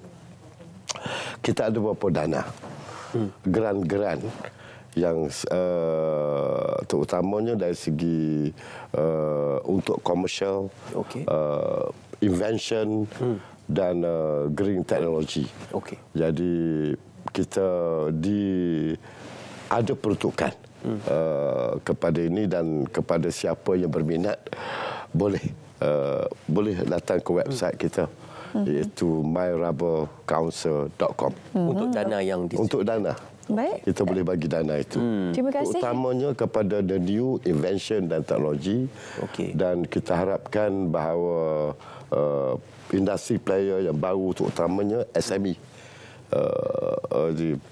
peniaga-peniaga baru yang nak muncul, nak terlibat dalam industri getah ini, tampil bersama kita, dan kita engagekan dengan universiti-universiti untuk kita bawa satu innovation yang baru. Terbuka kepada usahawan baru juga. Ya, buka kepada usahawan baru. Okey. Terima kasih yang berbagi, Datuk. Terima kasih Lembaga Getah Malaysia.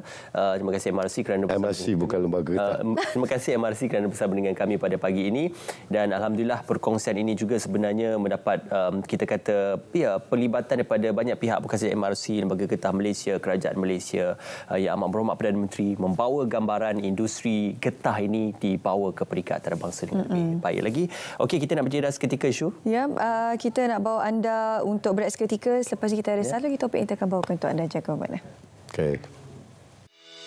Penglibatan SQ dalam program Jelajah Ramadan RTM edisi ke-12 memberi peluang kepada syarikat berkenaan mendekatkan diri dengan masyarakat di samping bertemu dengan pelanggan setia dari seluruh negara. Ia juga sebagai platform kepada masyarakat mendapatkan penerangan lebih jelas tentang khasiat dan kelebihan yang ada pada produk yang ditawarkan. untuk mendekatkan diri kami dengan penduduk setempat. Kalau dekat Ipoh ni, dekat Perak ni, tempatnya dekat RPT, penduduk RPT Sheikh Johan. Okey. Sebab kami selalu menyertai program-program seperti ini supaya para pendengar yang mungkin dengar produk kami daripada radio atau TV saja dapat lihat produk kami dengan secara depan, berhadapan, dan juga mendapat penerangan yang lebih jelas tentang khasiat dan kelebihan yang ada pada sarang burung walet. Antara produk Nesquik yang sering menjadi tumpuan ketika siri Jelajah Ramadan RTM adalah pati sarang burung walet. Didatangkan dalam bentuk pati di dalam botol kaca bersaiz 250 ml, ia merupakan 100% produk Muslim dan mendapat sijil yang diperakui Kementerian Kesihatan dan Jabatan Kemajuan Islam Malaysia JAKIM. Selain diperkaya dengan pelbagai khasiat, antaranya boleh meningkatkan sistem imun badan, mengurangkan masalah berkaitan sendi dan mampu mengurangkan inflamasi, seterusnya mempercepat penyembuhan luka. Okey, bab kata pepatah, tak kenal maka tak cinta. Jadi kepada para pendengar di luar sana, para penonton dan juga para pendengar, khusus saya syorkan untuk mencuba produk kami ini. Sebabnya produk kami ini merupakan produk makanan bermanfaat. Yang mana kalau nak dapatkan dia punya kesan tu, kena kita ambil secara berterusan dan istiqamah. Kolaborasi Nesquik bersama RTM dalam siri Jelajah Ramadan diyakini dapat memperkukuh jenama tersebut dalam kalangan pengguna sekaligus memberi impak positif kepada masyarakat.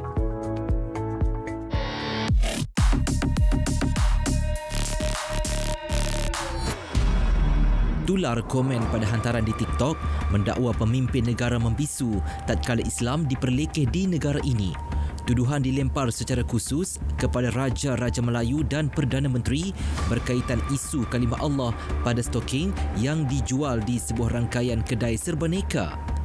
Penelitian mendapati dakwaan tidak lain tidak bukan direka bertujuan menimbulkan kebencian. Realitinya, kes berkaitan dikendali mengikut saluran betul. Menurut Timbalan Menteri Dalam Negeri, isu itu kekal disiasat polis meski permohonan maaf telah dibuat syarikat kedai serbaneka berkenaan dan jualan stoking berkenaan ditarik balik. Selain rakaman percakapan, rangkaian premis turut diperiksa. Justru tak timbul kerajaan atau pihak berkuasa membisu berkaitan hal ini. Selain hal stoking, rangkaian kedai sama turut dikaitkan dengan jualan aksesori kereta berbentuk tapak kaki dengan kalimah Allah dan Rasul. Siasatan pasukan Biar Betul mendapati ia bukan cerita baru. Sebaliknya, ia pernah tular pada 2019 dan dihebahkan kembali. Pihak syarikat yang dihubungi turut mengesahkan ia isu lama. Perkara itu juga pernah dilapor media. Henti sebar fitnah, apatah lagi memainkan isu 3R. Manipulasi isu sensitif bukan sahaja mencetuskan kegusaran, malah boleh menyebabkan penghantar meringkuk di penjara. Terima maklumat palsu atau bahan fitnah, segera lapor ke MCMC. Biar betul, tak pasti, jangan kongsi.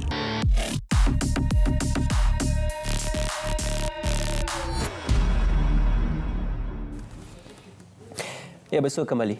Sebelum kita memulakan dan juga meneruskan topik kita pada kali ini, sedikit disclaimer, tajuk ini dan juga topik ini tertumpu kepada bagaimana dalam konteks sosial, usaha kita adalah untuk memastikan agar isu-isu masalah kebejahatan sosial, khususnya isu-isu pembuangan bayi dan juga isu-isu bayi yang terabai akan dapat direkayasa dan juga diberikan perhatian yang menyeluruh khususnya kepada pihak-pihak yang tampil ke hadapan untuk membantu bayi-bayi yang terbiar ini. Ya, jadi lanjut berkenaan dengan apa yang diungkapkan oleh Ismail, kita perkenalkan seorang tetamu iaitu Riza binti Alwi, pengurus advokasi dan komunikasi Orphan Care. Assalamualaikum, selamat pagi. Okay. Terima kasih bersama kami. Kita faham sebenarnya Orphan Care antara banyak NGO dan juga antara beberapa NGO yang senantiasa membawa gambaran positif, nilai-nilai murni untuk membantu anak-anak kecil yang dibiarkan ibu bapa ataupun yang tidak berpenjaga. Jadi bagaimana dalam konteks setelah beberapa tahun penubuhannya, Orphan Care berjaya mencapai matlamat untuk membantu anak-anak kecil yang kurang bernasib baik ini. Okey, terima kasih. Assalamualaikum. Orphan Care sebenarnya bukan rumah anak yatim. Nama dia Orphan Care. So ramai orang ingat rumah anak yatim. Kami bukan. Kami adalah satu office yang menjalankan tugas dah 15 tahun. Kita ditubuhkan dari 2008 hingga tahun lepas, sekarang dah 16 tahun lah. So salah faham tu ada, so kita tak ada kanak-kanak dekat office kita. Cuma kita akan bantu keluarga supaya mereka tak masukkan anak-anak di rumah anak yatim dan keluarga yang terabai lah, anak-anak yang terabai. Jadi kita bantu keluarga tersebut supaya mereka boleh change their lives, empower them dan merubah nasib mereka. So kita ada dua kategori lah, macam kita tolong keluarga dan juga yang tadi Ismail sebut tentang bayi.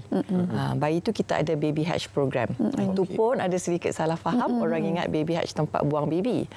Baby hatch tempat selamatkan baby dari dibuang.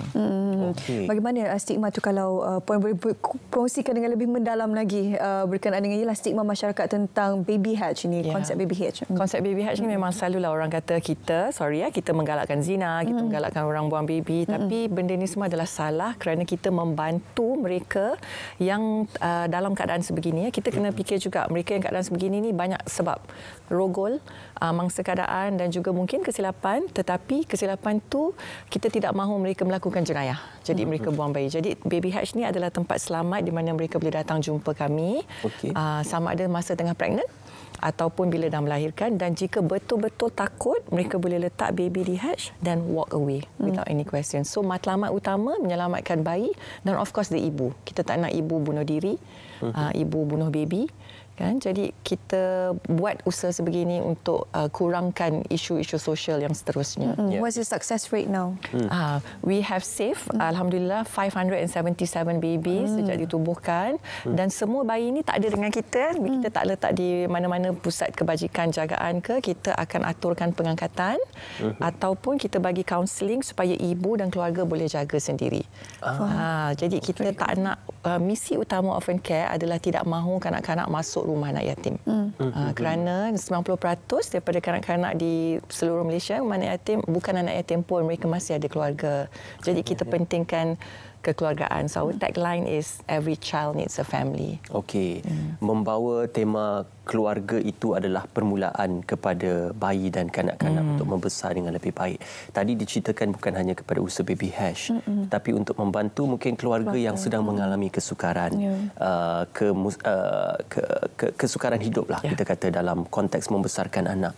Jadi apa antara tujuan advokasi, nasihat yang ditawarkan dalam memastikan agar keluarga ini walaupun kesukaran yang dihadapi masih tidak mengabaikan anak-anak yang dijaga? Betul, sangat betul. Itu yang kita mahu. Jadi kita punya case adalah very spesifik. Kita social worker kita akan bantu, dia panggil care plan lah, selama 2 tahun atau lebih.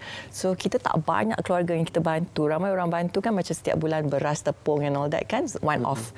Tapi kita memang ada plan for 2 years or more. Contoh macam kita bantu this family to ensure that anak dia dapat beasiswa, dapat masuk universiti, dapat masuk nursing college, and then ada keluarga yang anak masih kecil-kecil, kita bayarkan sekolah sebab ada anak slow learner, so kita bayar akademik diorang supaya insya-Allah diorang boleh tukar, dan kita bantu kalau suami diorang tak ada kerja, kita tolong carikan pekerjaan. So numbers of families yang kita tolong tak besar kerana kita tolong tu lama. Jangan kita perlukan dana-dana untuk bantu specifically kan. So kita bukan macam setiap bulan bagi barang yang sama. Setiap bulan lain-lain. Ada masa elektrik, ada masa tuition, ada masa schools, ada masa rental, you know, that kind of thing. So sangat spesifik lah. So social worker kita memang mendalami kerja ni. So ada 2 sets. Social worker yang jaga bahagian keluarga ni, social worker yang jaga babies and pregnant women and also parents lah. Bagaimana pemilihan keluarga yang dibantu ini yang dibuat oleh Orphan Care? Kita ada dia punya specific guidelines di mana macam kalau keluarga ni dia orang ada intention nak letak anak dalam rumah anak yatim ataupun anak-anak memang dah ada kat rumah anak yatim, kita counsel, kita tengok boleh tak kita keluarkan dan kita satukan kembali. Tak semua boleh berjaya sebab ada juga ibu bapa yang tak nak keluar anak dia keluar sebab mungkin pada dia orang lagi senang anak masuk so-called asrama. Kan sebenarnya tempat ni bukan asrama kan. So kita kebanyakan mereka yang duduk berterusan di dalam rumah anak yatim akan ada isu sosial. Okey, kita menyedari bahawasanya masalah yang berlaku ini mungkin hubungan antara ibu dan juga anak itu mungkin terjauh ataupun dijarakkan kerana masalah kemiskinan ataupun kesukaran hidup. Jadi dalam konteks untuk bukan mengeluarkan mereka daripada kemiskinan, tetapi sekurang-kurangnya membantu mereka melalui kesukaran itu, apa yang difikirkan sesuai oleh Orphan Care supaya dapat sekurang-kurangnya membantu pendidikan anak-anak dan juga membantu dalam tempoh 2 tahun untuk besaran anak-anak itu. Sometimes kita ada juga kita extend more than 2 years, depends on the family punya cara hidup lah ya. Tapi kita juga ada bagi counselling kepada parents, ibu atau bapa yang kita nak reintegrate. Kita panggil reintegrasi lah, yang kita nak reintegrate ni, kita ada counselling sebab tak semua are prepared nak jaga anak. Macam tadi Ismail katakan, macam mana kita nak perbaiki hubungan yang dah terjarak tu.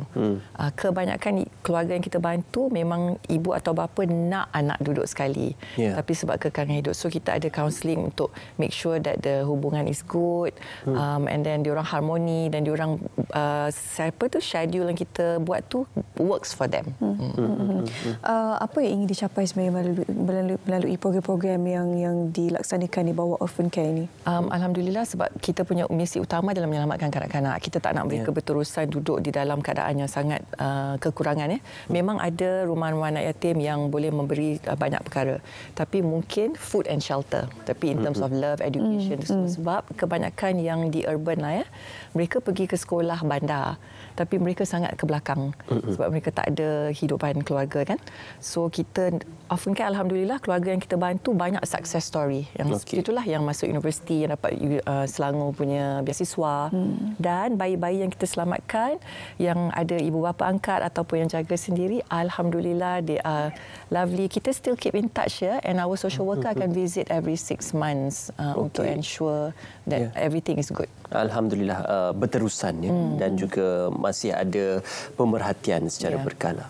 Apa mungkin ada ruang untuk masyarakat awam terlibat dalam kerja-kerja ini ataupun boleh juga memberikan sumbangan dari segi penglibatan mereka kepada membantu keluarga yang mengalami kesukaran? Of course, kita memang perlukan satu, of course, dana lah kan. Sebab dana ni akan pergi kepada beneficiaries kita, which is the families, budak-budak. Ada juga corporate company yang sponsor one-off ataupun diorang nak buat program. Program pun boleh, bermakna kita masukkan keluarga mana yang boleh dibantu. Mungkin mereka bantu selama 3 tahun, 4 tahun. Masuk sampai universiti ke anak, sebab diorang satu keluarga ada 5 anak, 4 anak kan. Dan yang untuk banyak orang nak sponsor lah babies food and all that. Tapi itu kita alhamdulillah ada, sebab bayi yang kita selamatkan, alhamdulillah mereka dijaga oleh ibu bapa. Ibu bapa angkat kan, jadi mereka well to do lah, dia boleh selamatkan. So dana yang kita nak untuk of course operasi kita, ramai pun orang ingat NGO tak perlukan duit kan untuk bayar gaji ke bayar expenses, kita punya maintenance and all that pun perlu supaya kesinambungan kerja tu boleh berterusan dengan lebih baik. Kalau dilihat banyak-banyak NGO yang membantu anak-anak yatim ni, ialah mesti short term lah kan, dia beri bantuan sekali. Tapi Orphan Care ni sedikit beza, dia untuk long term. But there's a thin line, boundaries. When you help people, bila kita membantu orang dalam satu tempoh yang panjang, secara tidak langsung mungkin kita akan orang kata macam manjakan, jadi macam mana apa yang diambil langkah oleh Orphan Care? Kita ada care plan. So setiap care plan, social worker kita akan betul pantau dan tengok apa yang kita perlu bantu setakat ini macam mana. So rental kita tak akan bayar full, kita akan bayar sedikit. So then we akan carikan kerja ataupun make sure that they can live and sustain. That's why 2 years, 3 years tu is just nice. Macam katalah, we don't give them the fish, right? Kita bagi dia joran untuk diorang usaha. So empowering. What we do is actually empowering, not just helping to pay bills. Jadi setelah 15 tahun difahamkan perubahannya, apa berpuas hati dengan results ataupun mungkin ada lagi inisiatif lain yang baru yang ingin dilaksanakan oleh Orphan Care? Puas hati tu sebelumlah, sebab banyak lagi kerja-kerja kita yang mesti dilakukan kan. Keluarga sangat banyak yang susah sebenarnya kan. Tapi kita kekangan dana juga untuk tolong lebih daripada keluarga, sebab satu keluarga tu belanja dia pun sangat banyak, sebab kita kena ada bajet untuk 2 years. Kita tak naklah tolong 3 months dah tak ada duit dah nak tolong lagi kan. So the plan is long term. And then of course kita selamatkan lebih banyak bayi dan mereka yang melalui, contohnya Ismail, macam tahun lepas saja 55 bayi yang kita selamatkan. Tahun ini baru masuk bulan Mac dah 20 bayi. Bagus dan tak bagus adalah di situ. Bagus sebab kita selamatkan nyawa dan ramai orang tahu tentang kita. Kita boleh bantu ramai lagi wanita begini kan. Yang tak bagusnya maknanya masalah sosial tu sangat banyak lah. Masih ada. Sangat banyak di luar kan. Satu bayi kita selamatkan macam dia ada baby hatch tengah buat kerja, orang letak baby dekat hatch. So alarm semua bunyi. Tapi 2 bayi dalam newspaper keluar. Cakap ada kena buang bayi. So how do we manage that kan? Tapi kita dalam kapasiti kita teruskan kerja kita. Kita hope that lagi banyak numbers akan naik dan kita selamatkan dan keluarga pun kita boleh bantu lebih banyak keluarga. Ya, sebenarnya inisiatif ini bukan kita katakan enabler untuk catalyst social turmoil yang sedang berlaku, tetapi kalau perkara itu sudah berlaku, kita tidak mahu anak-anak kecil ini diperjudikan masa hadapan mereka dan dimangsakan pada kemudian hari. Jadi, terima kasih Orphan Care kerana senantiasa memberikan komitmen dalam membantu mereka yang kurang bernasib baik dan juga anak-anak yang kurang bernasib baik. Dan insya-Allah kita doakan semoga terus diberikan kesenangan untuk memperjuangkan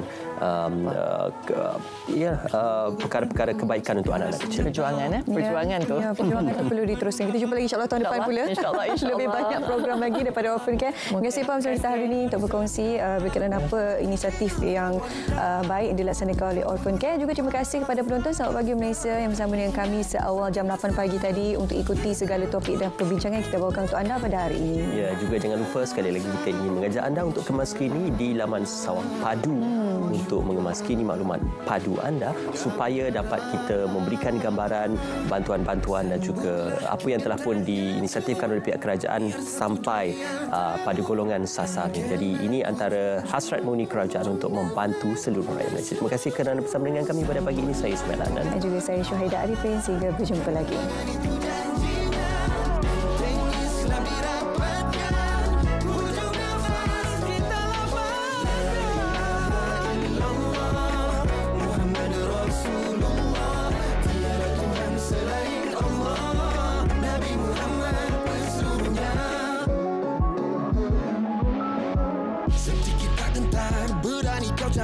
Sampai mati kau tak akan menang. Tapi ingat satu masa Islam kukuh kemenangannya. Ada masa untuk bicara. Nyawa syurga sudah berdarah. Sambutlah genggam tanganku. Biar satu dunia tak